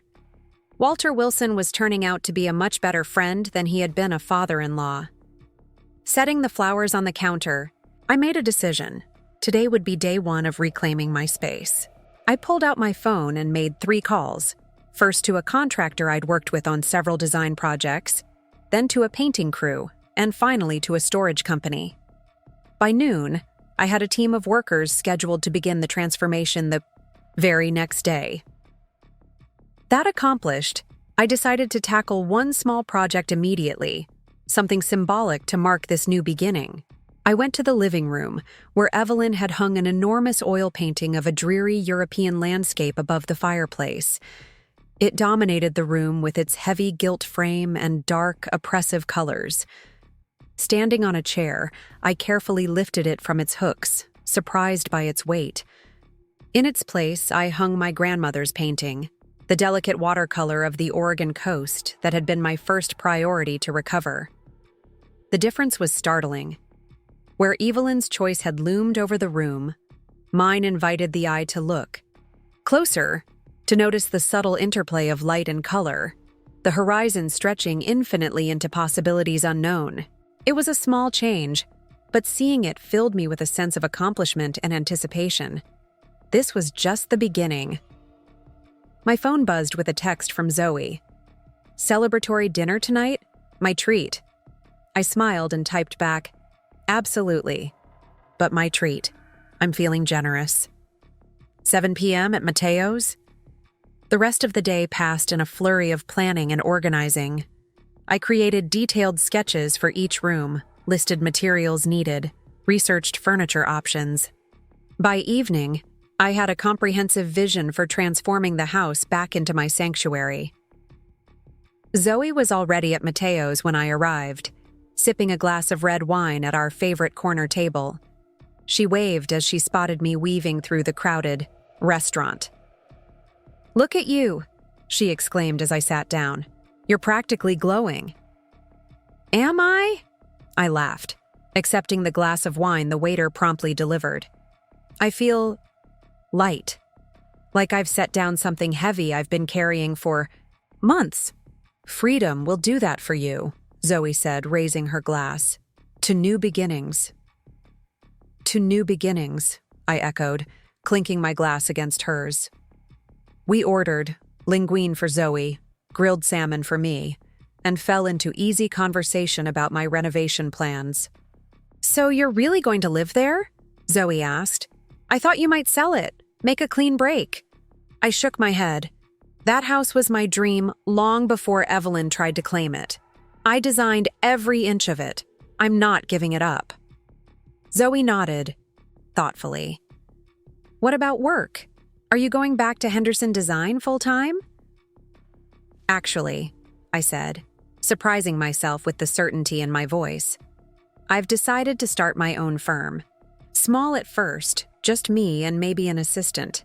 I've already got a client list started. People from Henderson who followed me when I was on leave." "Rachel," Zoe's eyes widened. "That's huge. When did you decide this?" "About..." I checked my watch with a grin. 7 hours ago? It just feels right, Zoe. New house, new business, new me. She reached across the table to squeeze my hand. "I'm so proud of you. After everything you've been through, most people would still be licking their wounds, but you're already building something new." "I had good help," I said, squeezing back. "A pretty amazing lawyer, for one." "The lawyer was good," Zoe agreed with a wink. "But the client was exceptional." Our food arrived, momentarily pausing the conversation. As we ate, I found myself thinking about the notebook hidden in the desk drawer. I hadn't mentioned it to anyone, not even Zoe. Part of me wondered if I should. She was my lawyer, after all. But another part respected Walter's trust in giving it to me as a private form of insurance. "Earth to Rachel," Zoe said, waving her fork. "You disappeared there for a second." "Sorry," I smiled. "Just thinking about everything that needs doing at the house." "Speaking of," Zoe said, her expression turning more serious. "Have you heard anything from Daniel? Or Evelyn?" I shook my head. "Not since the courthouse. Daniel's staying with his friend Jason, apparently. And Evelyn." I shrugged. "I imagine she's plotting her revenge somewhere." "Well, she can plot all she wants. The restraining order means she can't come within 100 yards of you or the house. Which reminds me," I said, "I should probably install a security system, just in case." Zoe nodded approvingly. "Smart. I wouldn't put it past her to try something, restraining order or not."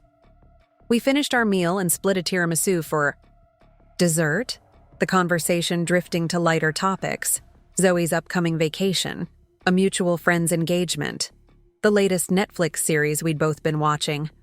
It felt wonderfully normal, a welcome respite from the drama that had consumed so much of my life recently. As we walked to our cars afterward, Zoe gave me a tight hug. "Call me if you need anything, okay? Day or night." "I will," I promised. "But I think I'm going to be just fine." The next morning, I woke to the sound of vehicles pulling up outside. My transformation team had arrived, contractors, painters, and the storage company, right on schedule. I greeted them with coffee and pastries from the bakery down the street, then walked them through the house, explaining my vision for each space. "So basically," the head contractor, Miguel, summarized with a grin, "you want us to undo everything that was done in the last 6 months?" "Exactly," I confirmed. Every trace of the Victorian funeral parlor look has to go. The team got to work immediately, starting with the removal of Evelyn's heavy furniture. I watched with satisfaction as the movers carried out the massive four-poster bed, the overstuffed chairs, the dark wood tables with their clawed feet. Each piece that disappeared through the door felt like another weight lifted from my shoulders. By lunchtime, the house was nearly empty, with only the pieces I wanted to keep remaining.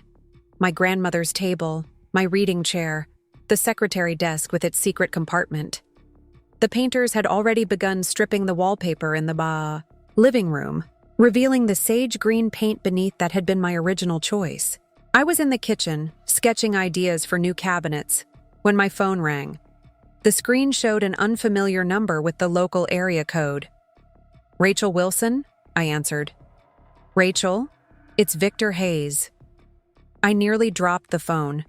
Victor, the man from the photographs, Evelyn's affair partner whose existence had been the final nail in the coffin of her marriage to Walter. "How did you get my number?" I asked, not bothering with pleasantries. "Your website," he said simply. "Look, I know this is unexpected, but I'd like to meet with you. To explain some things. I don't think we have anything to discuss." My tone was cool.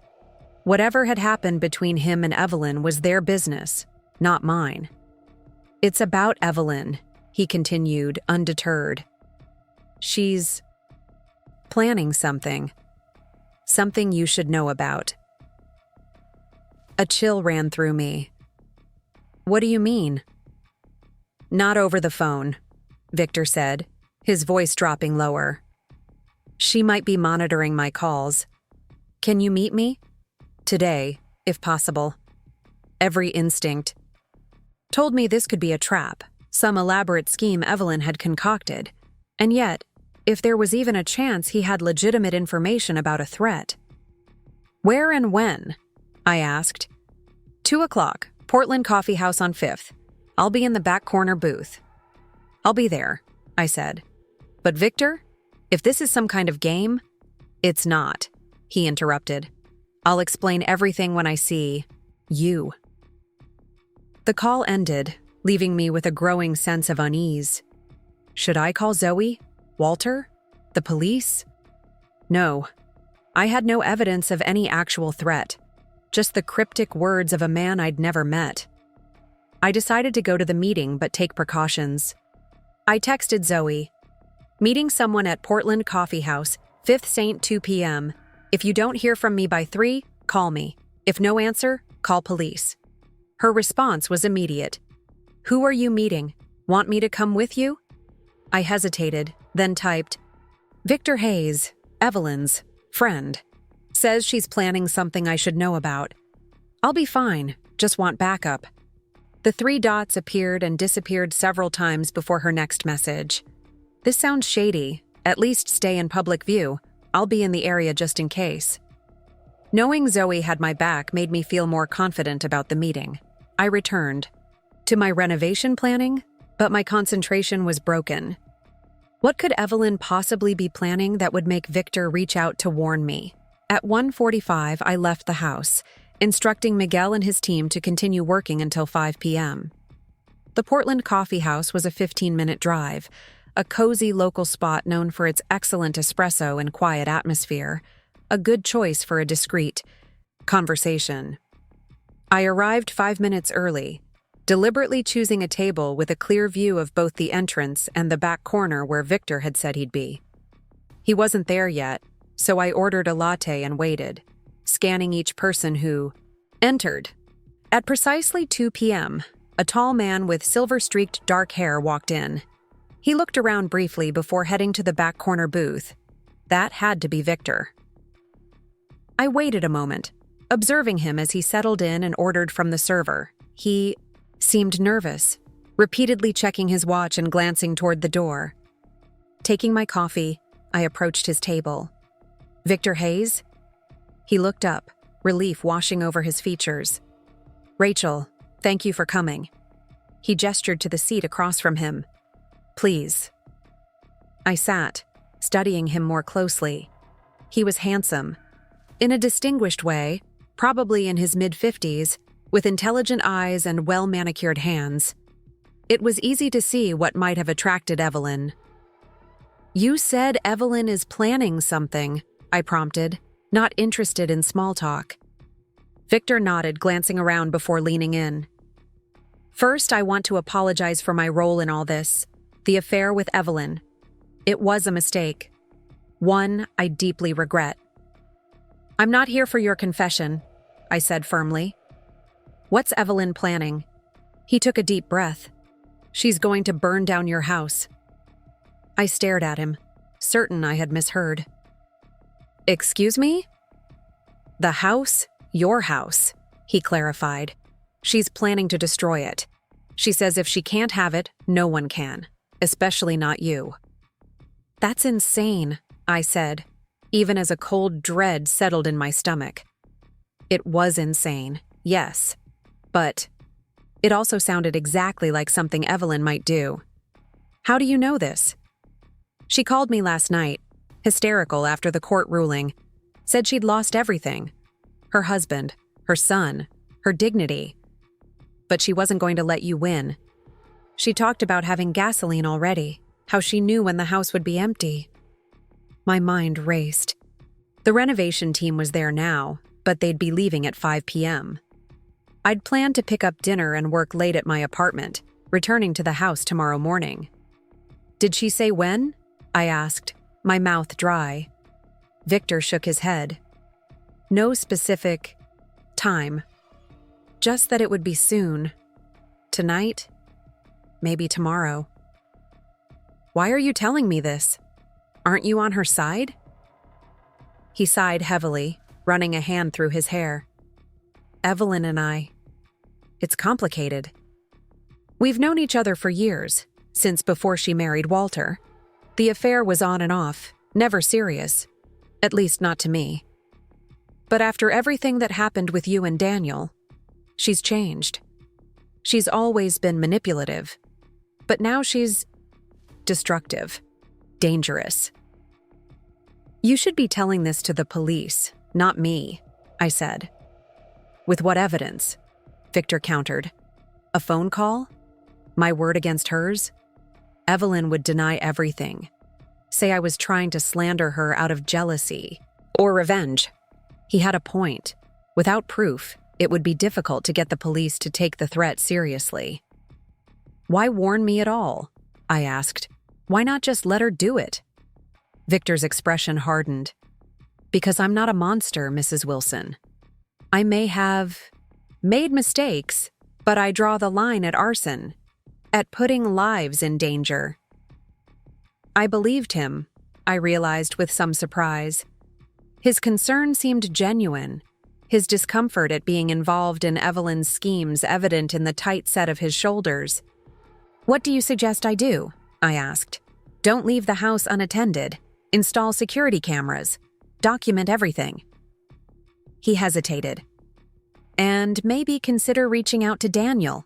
Evelyn still listens to him to some extent. He might be able to talk her down." The idea of involving Daniel made me uncomfortable. We'd reached a fragile peace, and I wasn't eager to drag him back into conflict with his mother, especially over something that might not even happen. "Thank you for the warning," I said, standing. "I'll take precautions." Victor nodded, relief evident in his expression. "I hope I'm wrong. I hope she was just ranting and won't actually go through with it. But it's Evelyn," I finished for him, "and she doesn't give up easily." As I walked back to my car, I called Zoe, explaining Victor's warning. "That's a serious allegation," she said, her lawyer voice in full effect. "Do you think he's telling the truth?" "Unfortunately, yes." I unlocked my car, sliding into the driver's seat.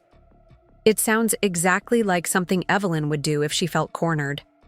"We should call the police," Zoe insisted. "And tell them," "what? That my ex-mother-in-law's lover says she's planning to commit arson? With no proof?" I sighed, frustration building. "They'll think I'm just trying to cause more trouble for her after winning the court case." "Then what's your plan?" I thought for a moment. I'll stay at the house tonight instead of my apartment. I'll ask Miguel to install the security system immediately rather than next week, and I'll call a security company to have someone patrol overnight for the next few days, just to be safe. I don't like you staying there alone, Zoe said. Let me come over. We can have a sleepover, keep watch together. The offer was tempting. Don't you have that big deposition tomorrow? It's not until 11 a.m. I can still make it if I leave your place early. Her tone brooked no argument. I'm coming over, with wine and pizza and my baseball bat from college. I laughed despite the tension. Fine, but I get the bat if Evelyn shows up with gasoline. By the time I returned to the house, Miguel and his team had made impressive progress. The wallpaper was completely gone from the living room and dining area, the sage green paint touched, up where needed. The kitchen had been stripped to its bones, ready for the new cabinets that would arrive next week. I pulled Miguel aside, explaining that I needed the security system installed immediately. To his credit, he didn't ask questions, simply nodded and made a call to his electrician. We can have cameras up by tonight, he assured me. Basic system at first, then we'll upgrade when the specialized equipment comes in next week. That's perfect, I said, relief coursing through me. And one more thing. I'll be staying here tonight, so if you could make sure the master bathroom is functional before you leave. Already done, he confirmed. We didn't touch the plumbing in there. You'll be roughing it with no kitchen. But the bathroom works fine. By 6 p.m., the work crew had departed, leaving me alone in the half-renovated house. The security cameras were in place. 4 exterior cameras covering all approaches to the house, plus 1 in the main hallway. The feed went directly to an app on my phone, allowing me to monitor any activity from anywhere. I walked through the empty rooms, taking stock of the progress. Without Evelyn's heavy furniture and oppressive decorations, the house already felt more like mine again. The spaces were open, waiting to be filled with light and life and new memories untainted by the past. Zoe arrived at 7, balancing a pizza box and a bottle of wine. "Security detail reporting for duty," she announced, kicking the door closed behind her. "Where should I set up command central?"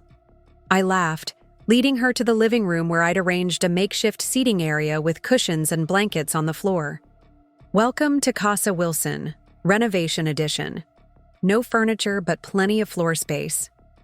Very bohemian, Zoe approved, setting down her burdens. Are those the security camera feeds? She nodded toward my laptop, which was displaying 4 split-screen views of the exterior. Yep, all quiet so far. I've also got a security patrol driving by every hour until morning. You're not messing around, Zoe observed, pouring wine into the plastic cups I'd provided. Good. Evelyn doesn't strike me as the type to make idle threats. We settled on the cushions, eating pizza and watching the security feeds, conversation flowing easily between topics serious and light. As the evening wore on, I found myself relaxing despite the circumstances. Even if Evelyn was planning something, I was prepared. I wasn't alone. Around 11 p.m., one of the cameras picked up movement, a car driving slowly past the house. We both tensed, watching as it continued down the street and disappeared from view. Probably just a neighbor, Zoe said, though she didn't sound convinced. 20 minutes later, the same car appeared again, this time stopping briefly across the street, before continuing on. That's not a neighbor, I said, grabbing my phone. I'm calling the security company. The patrol car arrived within minutes, circling the block but finding no sign of the suspicious vehicle. The security guard assured us he'd maintain a closer watch for the rest of the night. We took turns sleeping, one of us always awake and monitoring the cameras.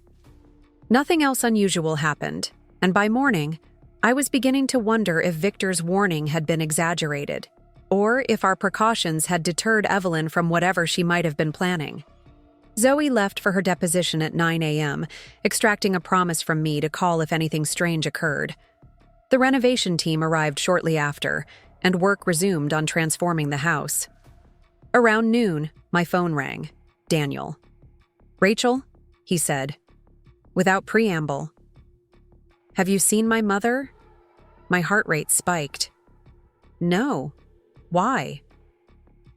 "She's missing. Dad went to her house this morning to pick up some financial documents and she wasn't there. Her car's gone. Her phone's going straight to voicemail." "Maybe she just went shopping," I suggested, though I knew it wasn't that simple. Not after Victor's warning. "For 15 hours?" Daniel's voice was tense. "She missed her standing hair appointment this morning." "Rachel, she never misses that."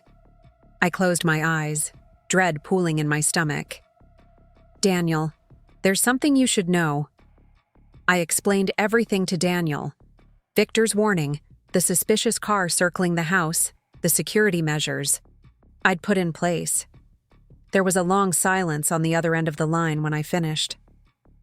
"I can't believe she would go this far," he finally said, his voice hollow. "Actually, that's not true. I can believe it, and that's the worst part." "Do you have any idea where she might be?" I asked. "I've checked all the usual places, her sister's house, her favorite restaurants, the country club." He sighed heavily. "I've called everyone I can think of." "What about Victor?"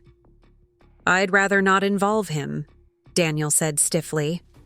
I could hear the strain in his voice. Despite everything, it was still difficult for him to acknowledge his mother's affair. "He might know where she is," I pointed out, gently. "And if she really is planning something drastic." "You're right," he conceded. "Do you have his number?" I gave him the contact information from my recent call log, then made a decision. "I'm coming to help you look for her." "What? No, Rachel, you don't need to—" "Daniel," I interrupted firmly. "If Evelyn is planning to burn down my house, I'm not going to sit around waiting for it to happen. I'd rather find her first."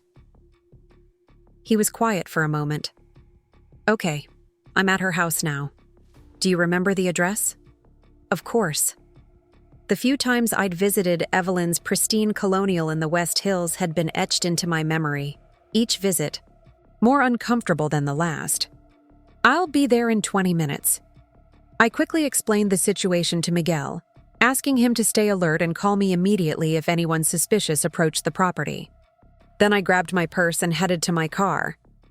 The drive to Evelyn's house took me through some of Portland's most exclusive neighborhoods, winding roads lined with elegant homes set back behind manicured lawns. Evelyn's house, when I arrived, looked exactly as I remembered it. Imposing, perfectly maintained, with not a flower out of place in the formal garden. Daniel was waiting on the front porch, his expression drawn with worry. Despite everything, my heart gave a small, traitorous leap at the sight of him. He looked tired but handsome in jeans and a navy sweater, his dark hair slightly disheveled as if he'd been running his hands through it repeatedly. "Thanks for coming," he said as I approached. "I know this isn't your problem anymore." "If she's planning to burn down my house, it's definitely my problem," I replied, attempting a smile that didn't quite reach my eyes. "Any word?" He shook his head. "I tried Victor. No answer." "Have you called the police?" "Not yet. She's only been gone overnight. They won't consider her officially missing for at least 24 hours. I frowned. "But with the arson threat." "I have no proof," Daniel reminded me. "Just a secondhand warning from Victor, who isn't even answering his phone now." He had a point. Without evidence, the police were unlikely to take immediate action. "Let's go inside," I suggested. "Maybe there's something in the house that could tell us where she went." Daniel hesitated. "I'm not sure we should." "Do you have a key?" I asked. He nodded, pulling a set of keys from his pocket. "Dad gave me his spare when we realized she was missing." "Then we're not breaking in," I reasoned.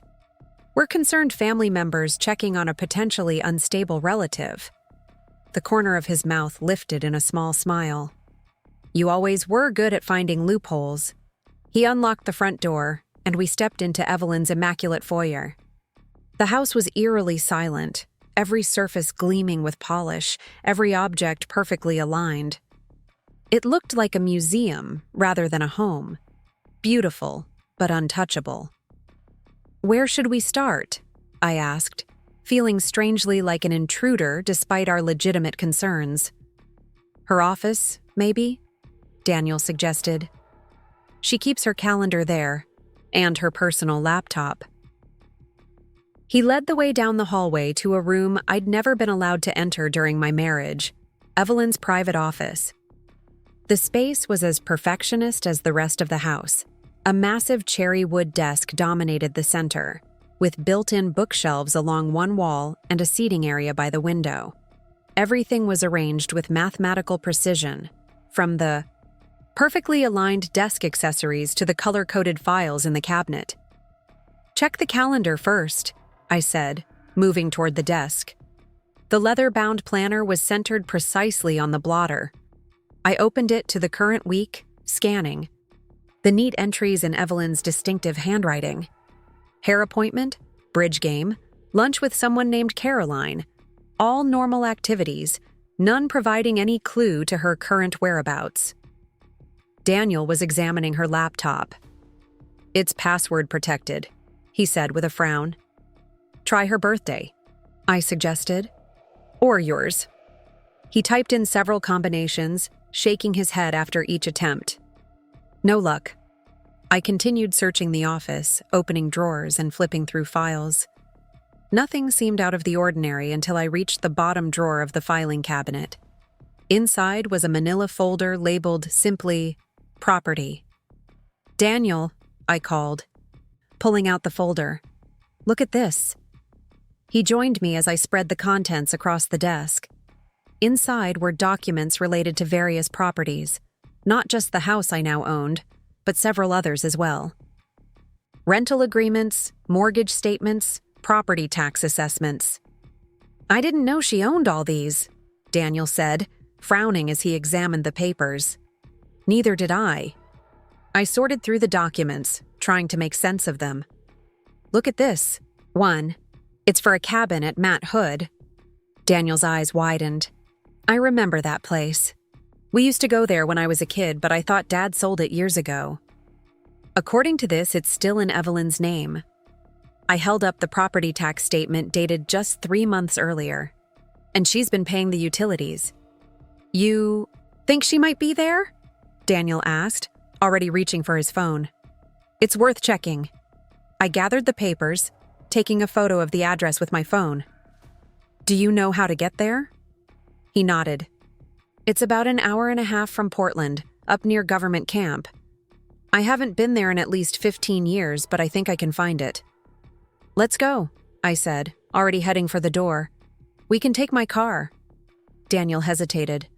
"Shouldn't we call the police now? If we're right about where she is and what she's planning." "And tell them what?" "That we suspect my former mother-in-law might be planning arson from a cabin we just discovered she owns?" I shook my head. "Let's check it out first. If she's there, we can try to talk to her. If we find any actual evidence of her plans, then we call the police." He didn't look entirely convinced, but he followed me out to my car. As we settled in for the drive to Matt Hood, an awkward silence fell between us. It had been months since we'd spent any time alone together, and the circumstances were hardly conducive to casual conversation. "Thank you," Daniel said suddenly as we merged onto the highway. "For helping with this. You didn't have to." I kept my eyes on the road. "I'm not doing it for Evelyn." "I know." He looked out the window at the city giving way to suburbs, then to forest as we headed east toward the mountain. "Still, after everything that happened, I wouldn't have blamed you for telling me to handle my mother on my own." "That's what got us into this mess in the first place," I pointed out, more sharply than I intended. "You handling your mother on your own." He flinched slightly but didn't argue. "You're right." We drove in silence for several miles, the tension in the car palpable. Finally, I sighed. "I'm sorry. That wasn't fair." "No, it was completely fair," Daniel said quietly. I failed you, Rachel. I know that. I glanced at him, surprised by the raw honesty in his voice. It wasn't all your fault. Evelyn is… Well, she's Evelyn. She's had decades to perfect her manipulation techniques. That doesn't excuse my choices. He turned to face me, his expression earnest. I've been thinking a lot about it in therapy, about why I couldn't stand up to her, why I always gave in. The therapist says it's a pattern that started in childhood. Mom's approval was conditional on me doing exactly what she wanted. I learned early that keeping the peace was easier than asserting myself. I nodded slowly, remembering how Daniel would tense up whenever Evelyn called, how he'd agree to whatever she asked just to end the conversation faster. That makes sense, but understanding why doesn't change what happened. I know. He looked back at the road stretching before us. I'm not trying to win you back, Rachel. That ship has sailed, and I know it's my fault. I want you to know that I'm working on it, on being stronger, on setting boundaries. I don't want to be that person anymore.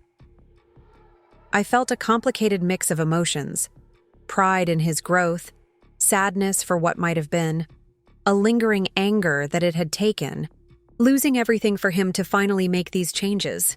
I'm glad, I said simply. You deserve better than being under her thumb for the rest of your life. The conversation shifted to more practical matters as we approached Mount Hood. Daniel directed me off the main highway onto increasingly narrow roads that wound through dense forest. Finally, we turned onto a gravel drive barely wide enough for my car. This is it, Daniel said as a small cabin came into view. This is the place. The cabin was rustic but well maintained, with a wide porch and large windows facing the mountain. Parked in front was a familiar black Lexus, Evelyn's car. She's here, I whispered, relief and apprehension flooding through me in equal measure.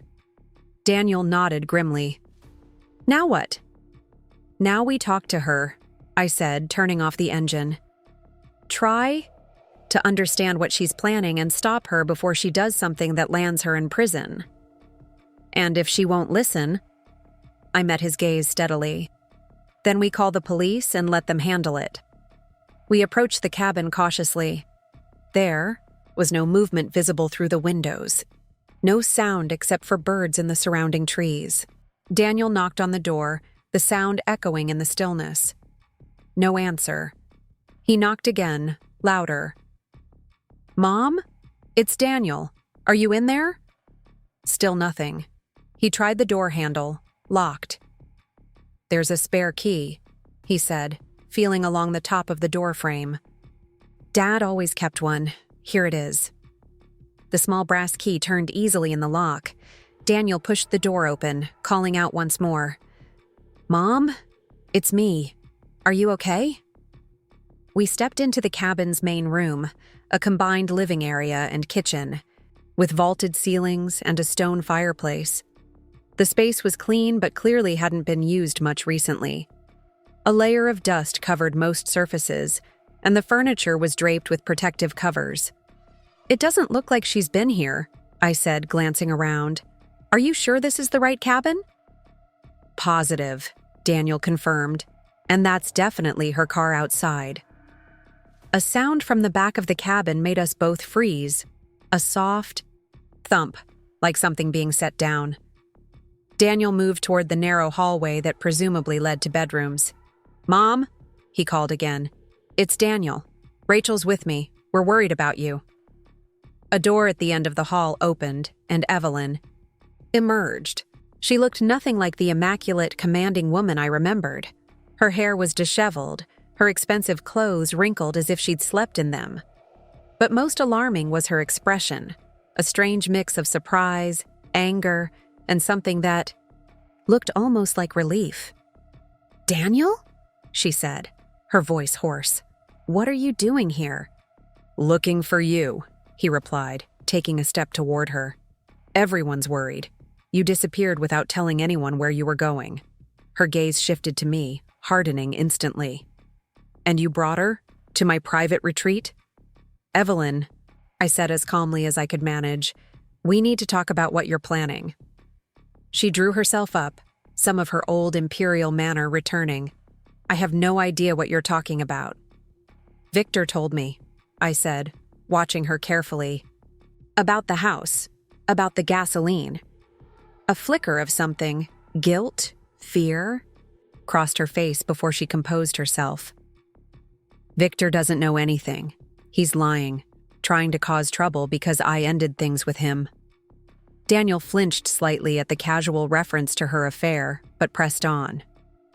Mom, this is serious. If you're planning to burn down Rachel's house... It's not her house, Evelyn snapped, her calm facade cracking. It was supposed to be ours, yours and mine. A place where family could always be together. And she ruined it, just like she ruined everything else. The house was never yours, I said, fighting to keep my voice steady. It was mine and Daniel's, and now it's mine alone, legally, by court order. Evelyn laughed, a sharp, bitter sound that held no humor. Courts can be wrong, paperwork can burn, accidents happen all the time. A chill ran through me at her words, at the cold calculation in her eyes. Is that what you're planning? An accident? She didn't answer directly, instead walking past us into the main room. Why are you really here, Rachel? To gloat? To rub it in that you've taken everything from me? I haven't taken anything from you, I replied, following her. Your choices cost you your marriage. Your manipulation cost you your relationship with Daniel. I was just collateral damage in the war you've been waging against anyone who threatens your control. Evelyn whirled to face me, eyes flashing with fury. You have no idea what you're talking about. I built my entire life around my family, around protecting them, providing for them, controlling them, I interrupted. There's a difference, Evelyn. Love doesn't demand obedience. It doesn't punish independence. Stop it, Daniel said, his voice firm as he moved between us. Both of you. Mom, we didn't come here to argue. We came because we're concerned about what you might do. Evelyn's expression softened slightly as she looked at her son. Daniel, darling, you don't need to worry about me. I'm just taking some time to think, that's all. To think about burning down my house? I asked bluntly. Her eyes flashed to mine, cold and hard. I don't know what Victor told you, but he's mistaken. Then what's this? Daniel asked, pointing to a duffel bag partially visible behind the sofa. He moved to it before Evelyn could react, unzipping it to reveal several containers of gasoline, rags, and a lighter. The color drained from Evelyn's face. That's for the generator, she stammered. The power goes out up here sometimes. Mom, stop lying, Daniel said, his voice breaking slightly. Please, just tell us the truth. For a long moment, Evelyn stood frozen, looking from Daniel to me and back again. Then, like a puppet whose strings had been cut, she sank onto the sofa, her shoulders slumping in defeat. Fine, she whispered. Yes, I was planning to burn it down. The house, her precious house that she cares about more than she ever cared about you. That's not true, I said, but she continued as if I hadn't spoken. Do you know what it feels like, Daniel? To lose everything? Your father left me. You chose her. My reputation is in shambles. Everyone knows about Victor now. Everyone's whispering behind my back. Her voice rose, becoming more frantic.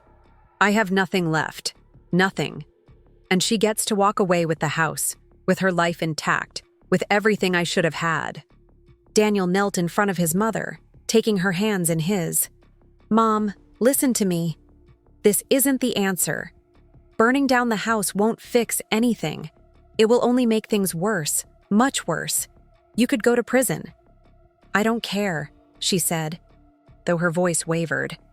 What do I have to lose now? Me, Daniel said simply. You'd lose me for good. Because I couldn't forgive this, Mom.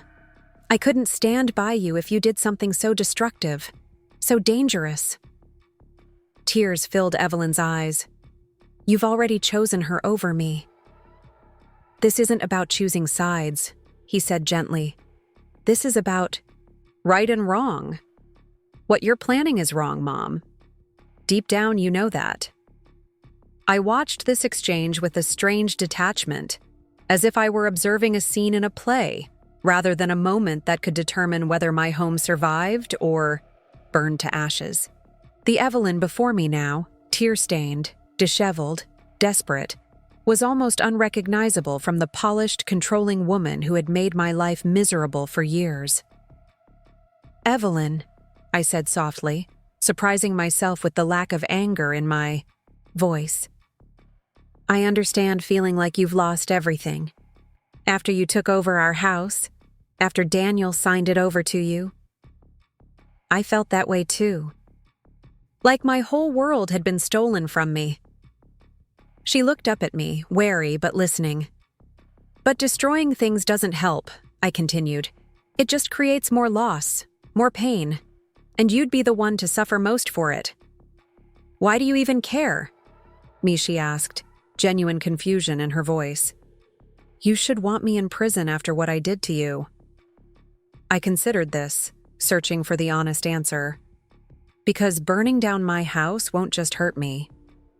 It could hurt the workers renovating it, the neighbors, firefighters who would have to risk their lives to put it out. And it would devastate Daniel. Haven't we all been through enough? Evelyn looked at her son, who still knelt before her, holding her hands. Something in her expression shifted, the cold calculation giving way to uncertainty, and finally to a weary resignation. I wasn't really going to do it, she said, though none of us believed her.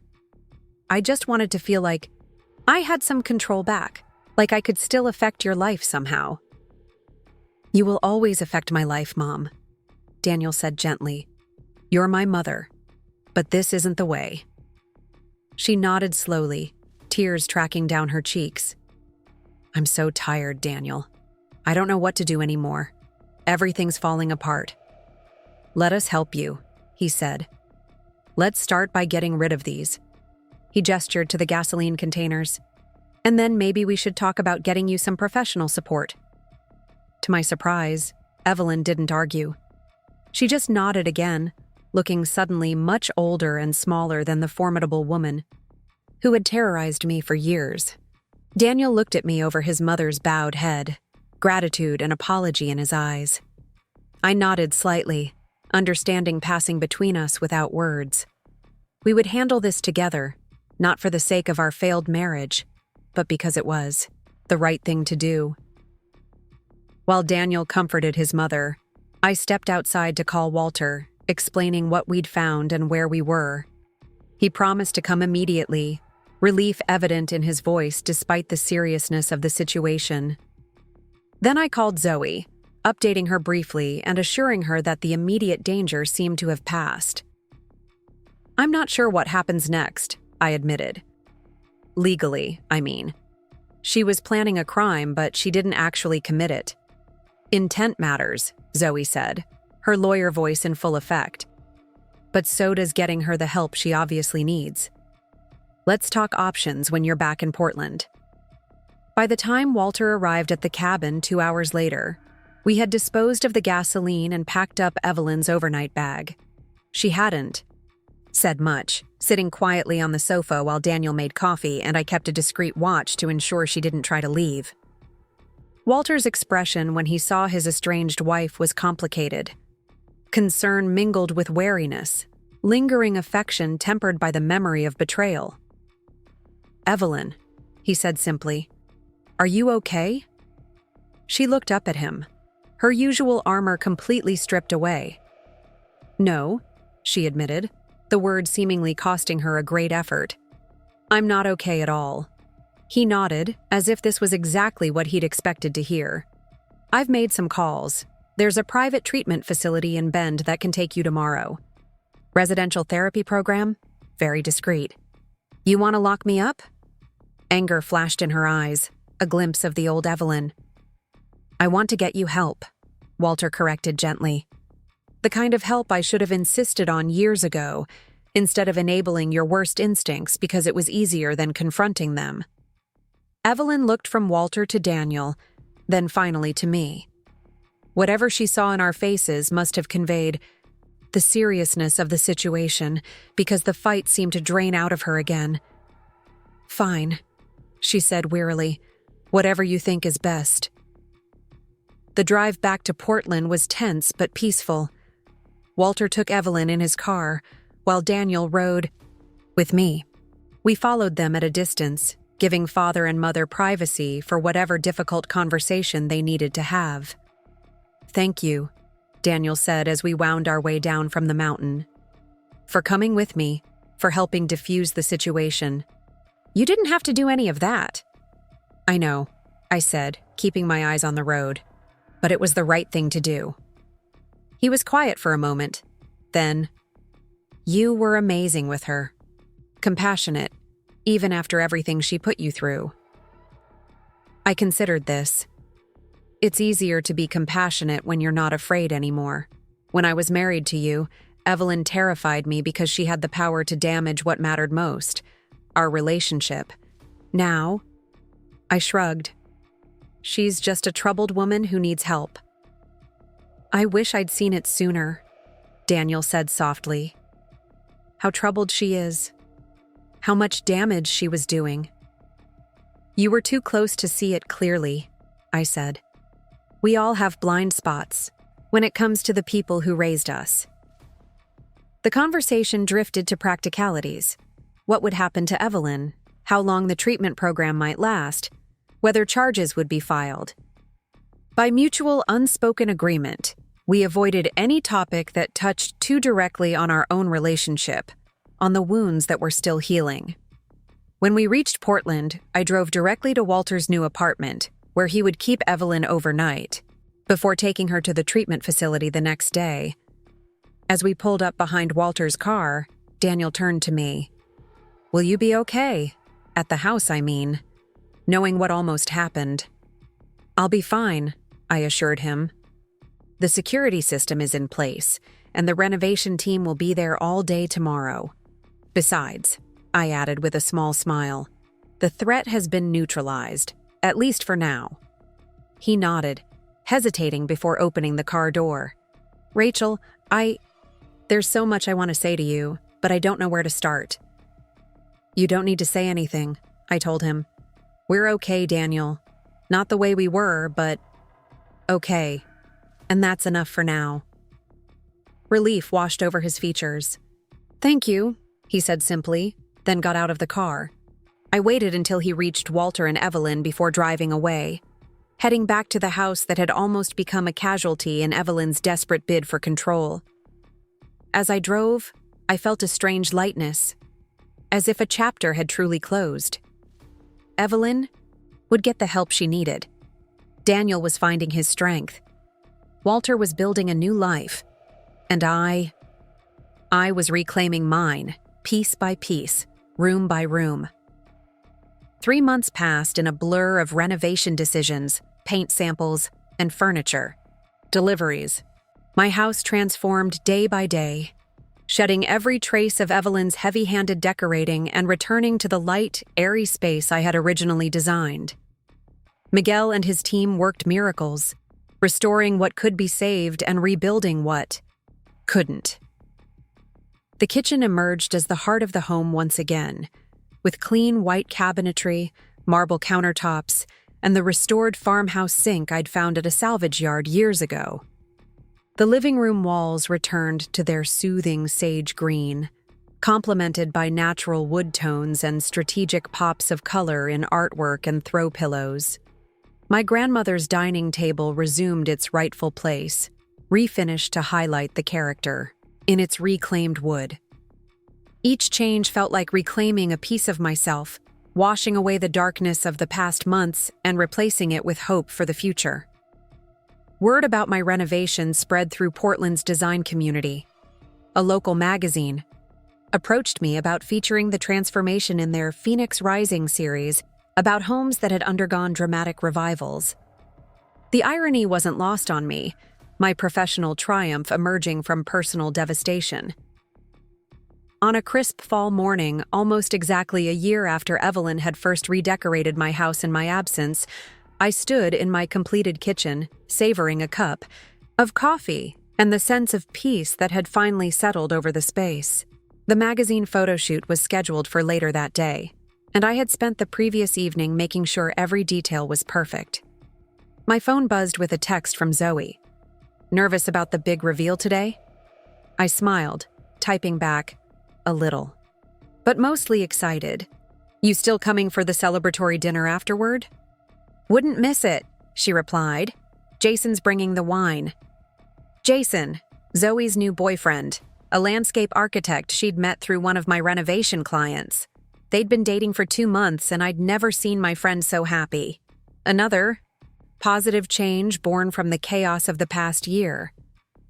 The doorbell rang precisely at 10 o'clock. I opened it to find Caroline, the magazine's editor, accompanied by a photographer and his assistant. "Rachel, the house looks incredible from the outside," Caroline gushed, air kissing my cheeks. "I can't wait to see what you've done with the interior." I welcomed them in, watching with satisfaction as their eyes widened, taking in the transformed space. "It's stunning," Caroline breathed, turning slowly to absorb the open-concept living area. "And to think this was once stuffed with Victorian furniture and floral wallpaper." I laughed. A temporary detour in the home's evolution. The photo shoot proceeded smoothly, with Caroline interviewing me about my design choices, while the photographer captured images of each room. I found myself speaking candidly about the personal journey behind the renovation. "In many ways, this house reflects my own transformation," I admitted as we settled in the sunroom for the final part of the interview. We both endured a period of being smothered under someone else's vision, and we both emerged stronger and more authentic. Caroline nodded thoughtfully. "That's exactly the angle I want for the piece. Not just a design triumph, but a personal one." Readers connect with stories of resilience. After they left, promising the feature would run in next month's issue, I wandered through the quiet house, still marveling at how far it and I had come.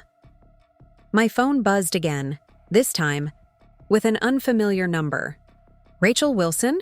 This is Dr. Lydia Mercer from Cascade Wellness Center." My breath caught. Cascade was the treatment facility where Evelyn had been staying for the past 3 months. "Yes, this is Rachel," I confirmed, my voice steady despite the sudden pounding of my heart. "I'm calling on behalf of Evelyn Wilson. She's completed our intensive treatment program and, as part of her ongoing therapy, has expressed a desire to make amends to those she's harmed. She's asked if you would be willing to meet with her." I sank onto the window seat, momentarily speechless. After everything that had happened, the thought of facing Evelyn again sent a surge of complicated emotions through me. Apprehension, lingering anger, but also curiosity. What could she possibly say to make amends for the destruction she'd nearly caused? "Mrs. Wilson, are you still there?" "Yes, sorry," I said, gathering my thoughts. "I'm just surprised."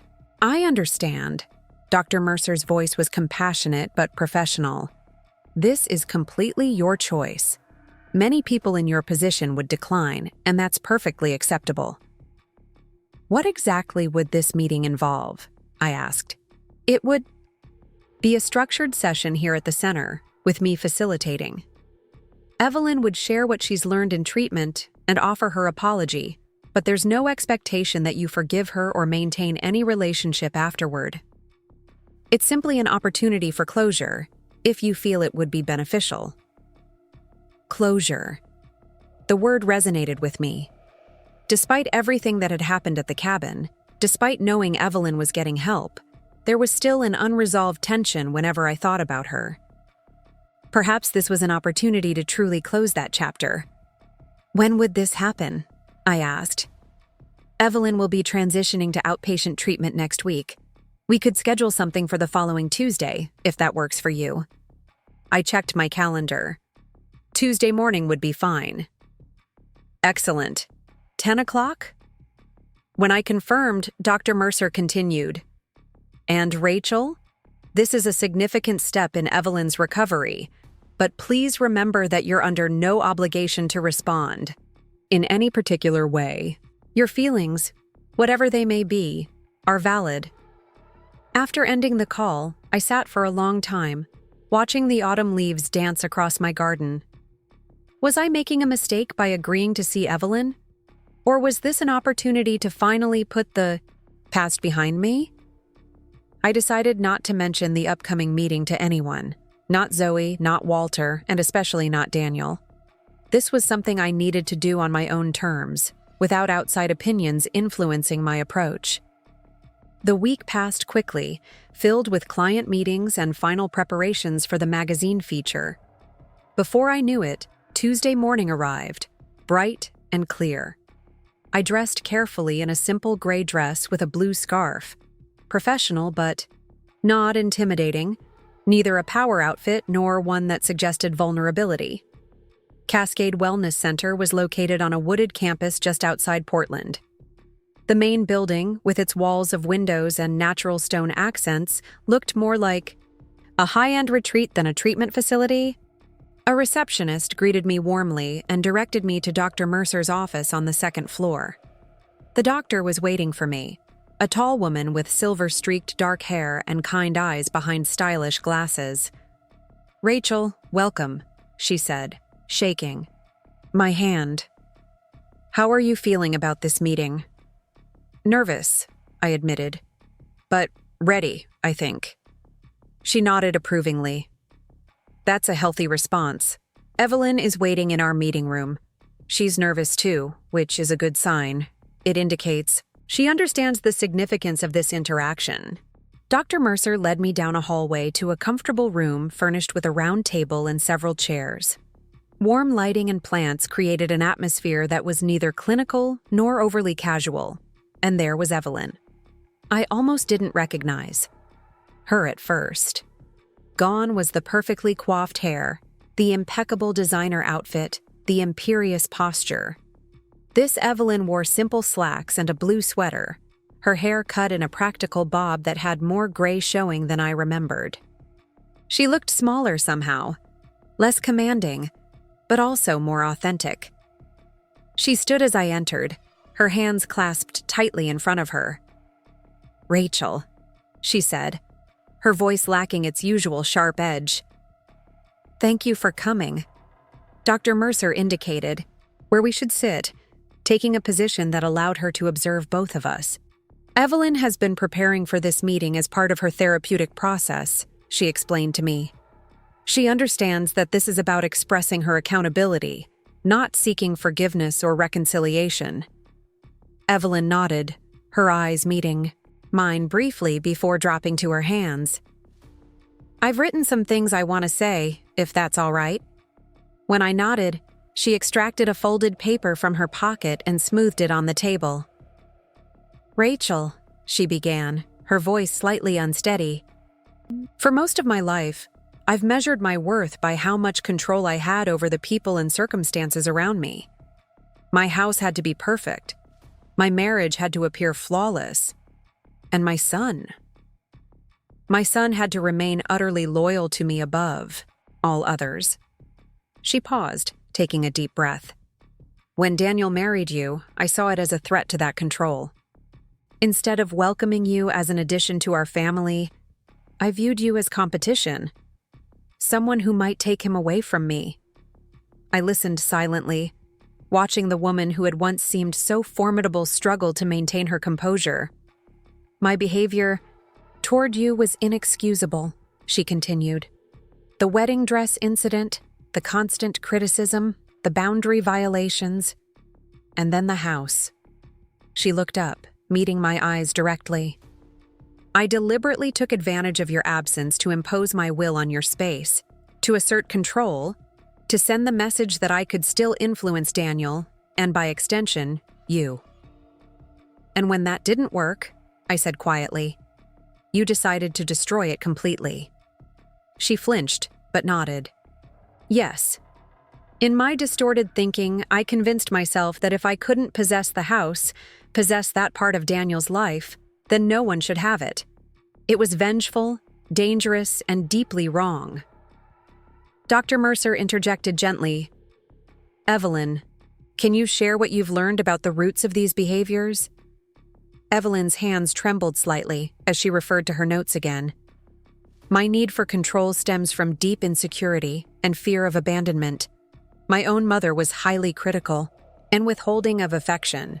I learned early that perfection was the price of love, and I imposed that same condition on everyone around me, especially Daniel. She looked at me again. I see now how destructive that pattern was, how it hurt Walter, damaged Daniel's ability to set healthy boundaries, and caused you immense pain. I was surprised by the genuine insight in her words. This wasn't the performative contrition I had half expected. This was someone who had done serious introspective work. The hardest part, Evelyn continued, has been accepting that I can't undo the harm I've caused. I can't go back and be the mother-in-law who welcomed you warmly, who respected your home and marriage. All I can do is acknowledge what I did wrong and commit to change going forward. She folded her hands on the table, her rings noticeably absent. I am deeply sorry, Rachel, for everything I put you through, for trying to control your home, for undermining your marriage, for planning to destroy your property. You deserved none of it. The room fell silent when she finished speaking. Dr. Mercer turned to me. Rachel, would you like to respond? There's no right or wrong way to do so. I took my time, processing Evelyn's apology. It was more sincere than I had anticipated, more self-aware. The woman sitting across from me was not the same one who had stormed through my life, leaving destruction in her wake. Thank you for your apology, I said finally. I appreciate your honesty and the work you've obviously done in therapy. Evelyn nodded, waiting for more. I want you to know, I continued carefully, that I have rebuilt my life. My house is completely restored, better than before, actually. My design business is thriving. I'm happy, Evelyn, despite everything that happened. I saw a flicker of something in her eyes, not resentment, as I might have expected from the old Evelyn, but perhaps a quiet acknowledgement. I don't hate you, I added, surprising myself, with the truth of it. I did for a while, but that was exhausting. Now I just want to move forward with my life, and I hope you can do the same with yours. Dr. Mercer nodded encouragingly. Is there anything specific you'd like from Evelyn? Going forward, Rachel? Any boundaries you'd like to establish? I considered this. I think the restraining order should remain in place for now, I said. Not because I feel physically threatened anymore, but because I believe we both need space to continue healing, separately. I agree, Evelyn said quietly, and I want you to know I'll respect that completely. Dr. Mercer made a note. And what about indirect contact through Walter or Daniel? I have no objection to hearing updates about your progress, I said to Evelyn. But I'd prefer any necessary communication go through Walter, not Daniel. He's worked hard to establish healthier boundaries with you, and I don't want to complicate that. Evelyn nodded, a flash of sadness crossing her features. I understand. I'm learning to let him be an independent adult. It's difficult, but necessary. The session continued for another 20 minutes, with Dr. Mercer guiding us through clarifying expectations and discussing potential future interactions. By the end, I felt a weight lifting that I hadn't even realized I'd been carrying. Not forgiveness exactly, but a release from the anger that had been taking up space in my life. As we prepared to leave, Evelyn hesitated, then reached into her bag. I have something for you, she said, withdrawing a small, wrapped package. Dr. Mercer approved it. It's not an attempt to overstep. I accepted the package cautiously. What is it? Open it when you're ready, she said simply. It's part of my amends. Dr. Mercer walked me to the reception area afterward. "How are you feeling?" she asked. "Surprisingly okay," I replied. "It wasn't as difficult as I expected." "Evelyn has made tremendous progress," the doctor confirmed, "though she still has significant work to do, particularly in her relationships with Walter and Daniel." "Will they be having sessions like this too?" Dr. Mercer nodded. "Walter has already participated in several family therapy sessions. Daniel is scheduled for his first one next week. The road to rebuilding trust is long, but they've all taken important first steps." As I drove home, Evelyn's package sat on the passenger seat, a tangible reminder of the morning's unexpected developments. I wasn't ready to open it yet, preferring to let the emotions of the meeting settle first. When I arrived home, I found a delivery van parked outside. The driver was unloading a large, flat package wrapped in protective padding. "Rachel Wilson?" he called as I approached. "Delivery from Walter Wilson." Curious, I signed for the package and directed the driver to bring it into the living room. After he left, I carefully removed the padding to reveal a painting. Not just any painting, but a beautiful watercolor of the Oregon coast at sunset, remarkably similar to my grandmother's work. My phone rang almost immediately. "Did it arrive?" Walter asked when I answered. "Just now," I said, still admiring the piece. "Walter, it's beautiful, but I don't understand. Why?" "Turn it over," he suggested. I did as he instructed, finding a small brass plaque on the back of the frame. It read, "Helen Wilson, 1985, Cannon Beach at sunset."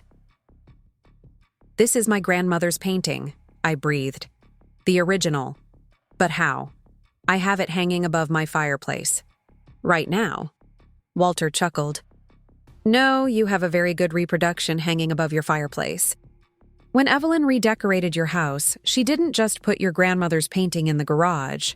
She had it taken to a high-end art restorer who specializes in watercolors. The painting had some water damage in one corner that you might not have even noticed."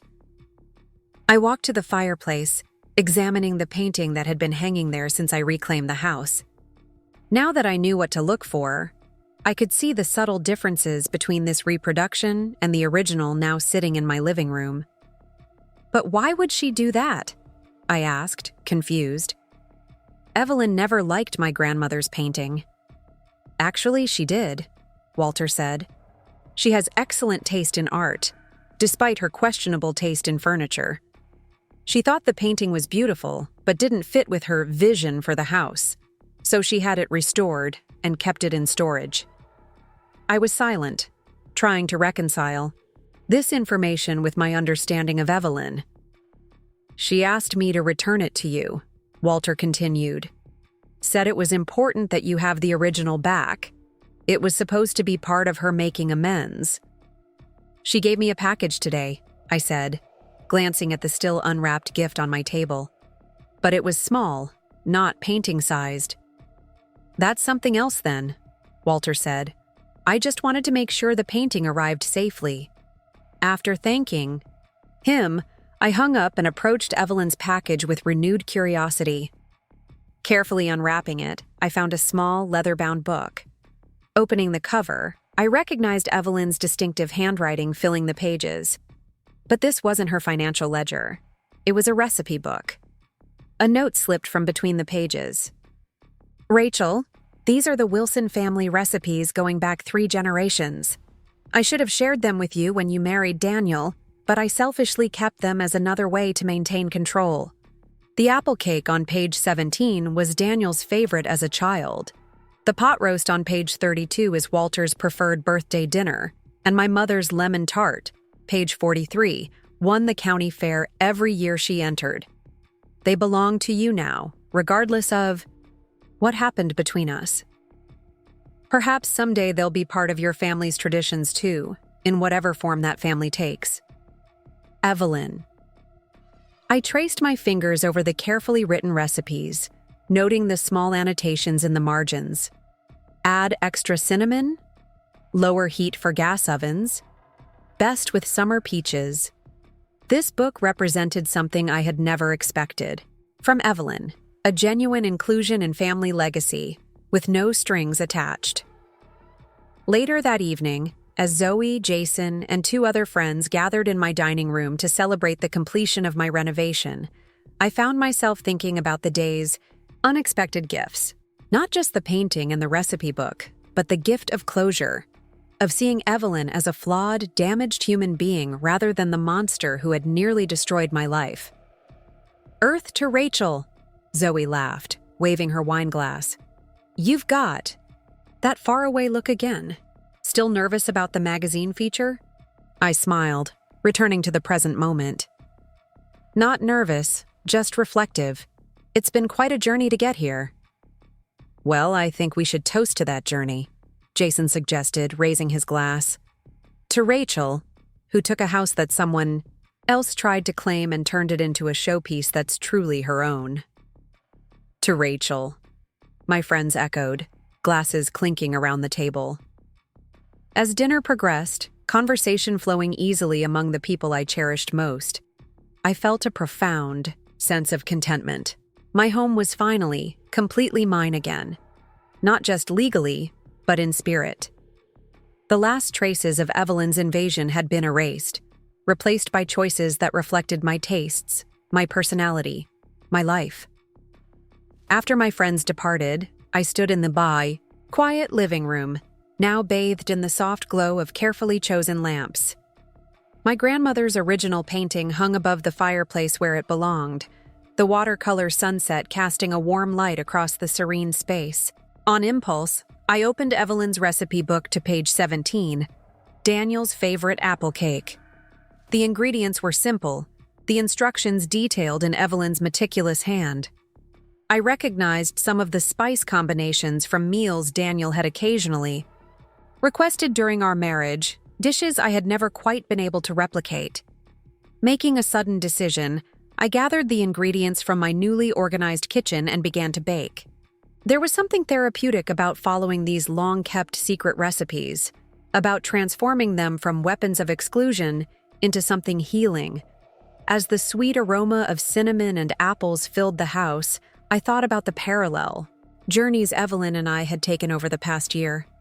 She had lost everything: her marriage, her relationship with her son, her carefully maintained facade of perfection, and was now painstakingly rebuilding from scratch, examining the flawed foundation that had led to collapse. I, too, had lost what I thought was the structure of my life, only to discover that beneath the rubble lay an opportunity to build something stronger, truer to myself. My renovated home, my expanding design business, my deepened friendships, all had emerged from what initially seemed like total devastation. The timer dinged, and I removed the golden cake from the oven, its perfect dome rising exactly as Evelyn's notes had predicted. Tomorrow, I decided, I would take a slice to Walter. Perhaps one to Daniel as well, delivered to his office downtown. Not as an overture toward reconciliation, that chapter was firmly closed, but as an acknowledgement that we were all moving forward, carrying pieces of our shared past into separate futures. The next morning dawned bright and clear, a perfect Portland autumn day. I wrapped 2 slices of cake carefully, planning to make my deliveries before my first client meeting at 11. As I gathered my keys and purse, the doorbell rang. Through the peephole, I saw a delivery person holding another package. I opened the door, curious. "Rachel Wilson," the young man confirmed. "Special delivery. Signature required." I signed, for the small envelope, closing the door before opening it. Inside was a simple card with the Cascade Wellness Center logo. The message inside, written in Dr. Mercer's professional hand, was brief but impactful. "Rachel, sometimes in therapy, we encourage patients to create tangible representations of their progress. Evelyn wanted you to have this as a symbol of her commitment to respect your boundaries going forward. Regards, Dr. Lydia Mercer." Beneath the note was a key, the key to my front door that Evelyn had kept after Daniel gave her partial ownership of the house. The key that, despite the court ruling returning the property to me, I had always feared she might still possess. I held it in my palm, feeling its weight, not just as metal, but as a gesture of surrender from a woman who had defined herself by control. Evelyn was literally giving back the access she had taken without permission, acknowledging my right to determine who entered my space. Adding the key to my kitchen drawer, I gathered the cake slices and headed out on my deliveries. Walter was delighted with the unexpected treat, recognizing the recipe immediately. "She would be pleased you're using the book," he said as we shared coffee in his new apartment, a bright, modern space that bore no resemblance to the home he had shared with Evelyn. "She was afraid you might throw it away." "I considered it," I admitted. "But it seemed petty to reject something with actual value just because of its source." Walter nodded approvingly. "That's growth, Rachel, for both of you." Daniel wasn't in his office when I arrived, so I left the cake with his assistant along with a simple note.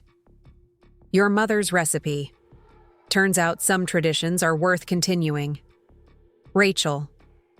As I walked back to my car, I felt a sense of completion, of circles closing properly. The house that Evelyn had tried to claim, that I had fought to reclaim, was now truly home again. Not because of court orders or restraining orders, but because I had finally exorcised the emotional ghosts that had lingered there. That evening, I received a text from Daniel. The cake was perfect, exactly how I remember it. "Thank you." I smiled, typing back a simple, "You're welcome." A moment later, my phone buzzed again. "Mom told me about your meeting yesterday. It means a lot to all of us that you agreed to see her." This was trickier territory. I considered my response carefully. "I'm glad she's getting the help she needs. I wish all of you healing on your separate journeys." "That's generous of you," he replied. Then, after a pause, "The house looks amazing in the preview photos Caroline showed me. You've created something beautiful from the chaos." "That's what designers do," I texted back. "We find potential where others might only see problems." "You always were good at that," came his response. "Good night, Rachel." "Good night, Daniel," I typed, then set my phone aside. Standing in my kitchen, my beautifully restored, perfectly functional kitchen, I realized I felt no lingering anger, no smoldering resentment toward the Wilson family. Evelyn had redecorated my house without permission, setting in motion a chain of events that ultimately transformed not just my living space, but my entire life. In the strangest way, her boundary violation had forced me to establish clearer, stronger boundaries than I'd ever had before. Her attempt to control my environment had led me to take fuller control of my career and personal life. Her manipulation had taught me to recognize and resist similar patterns in all my relationships. I sliced another piece of apple cake and carried it to the sunroom, settling into the window seat that overlooked my garden. Soon the magazine would publish their feature, potential clients would call, my business would grow. Life would continue its forward momentum.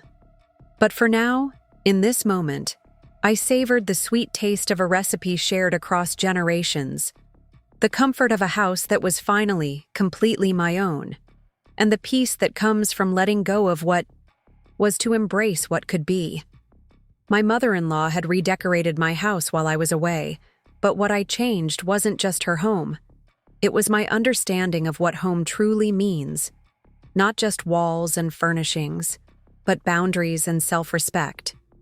A place where you know exactly who you are and what you deserve. And that, I realized as I watched the sunset paint the sky in colors remarkably similar to my grandmother's painting, was the most beautiful design of all. Up next, you've got 2 more standout stories right on your screen. If this one hit the mark, you won't want to pass these up. Just click and check them out.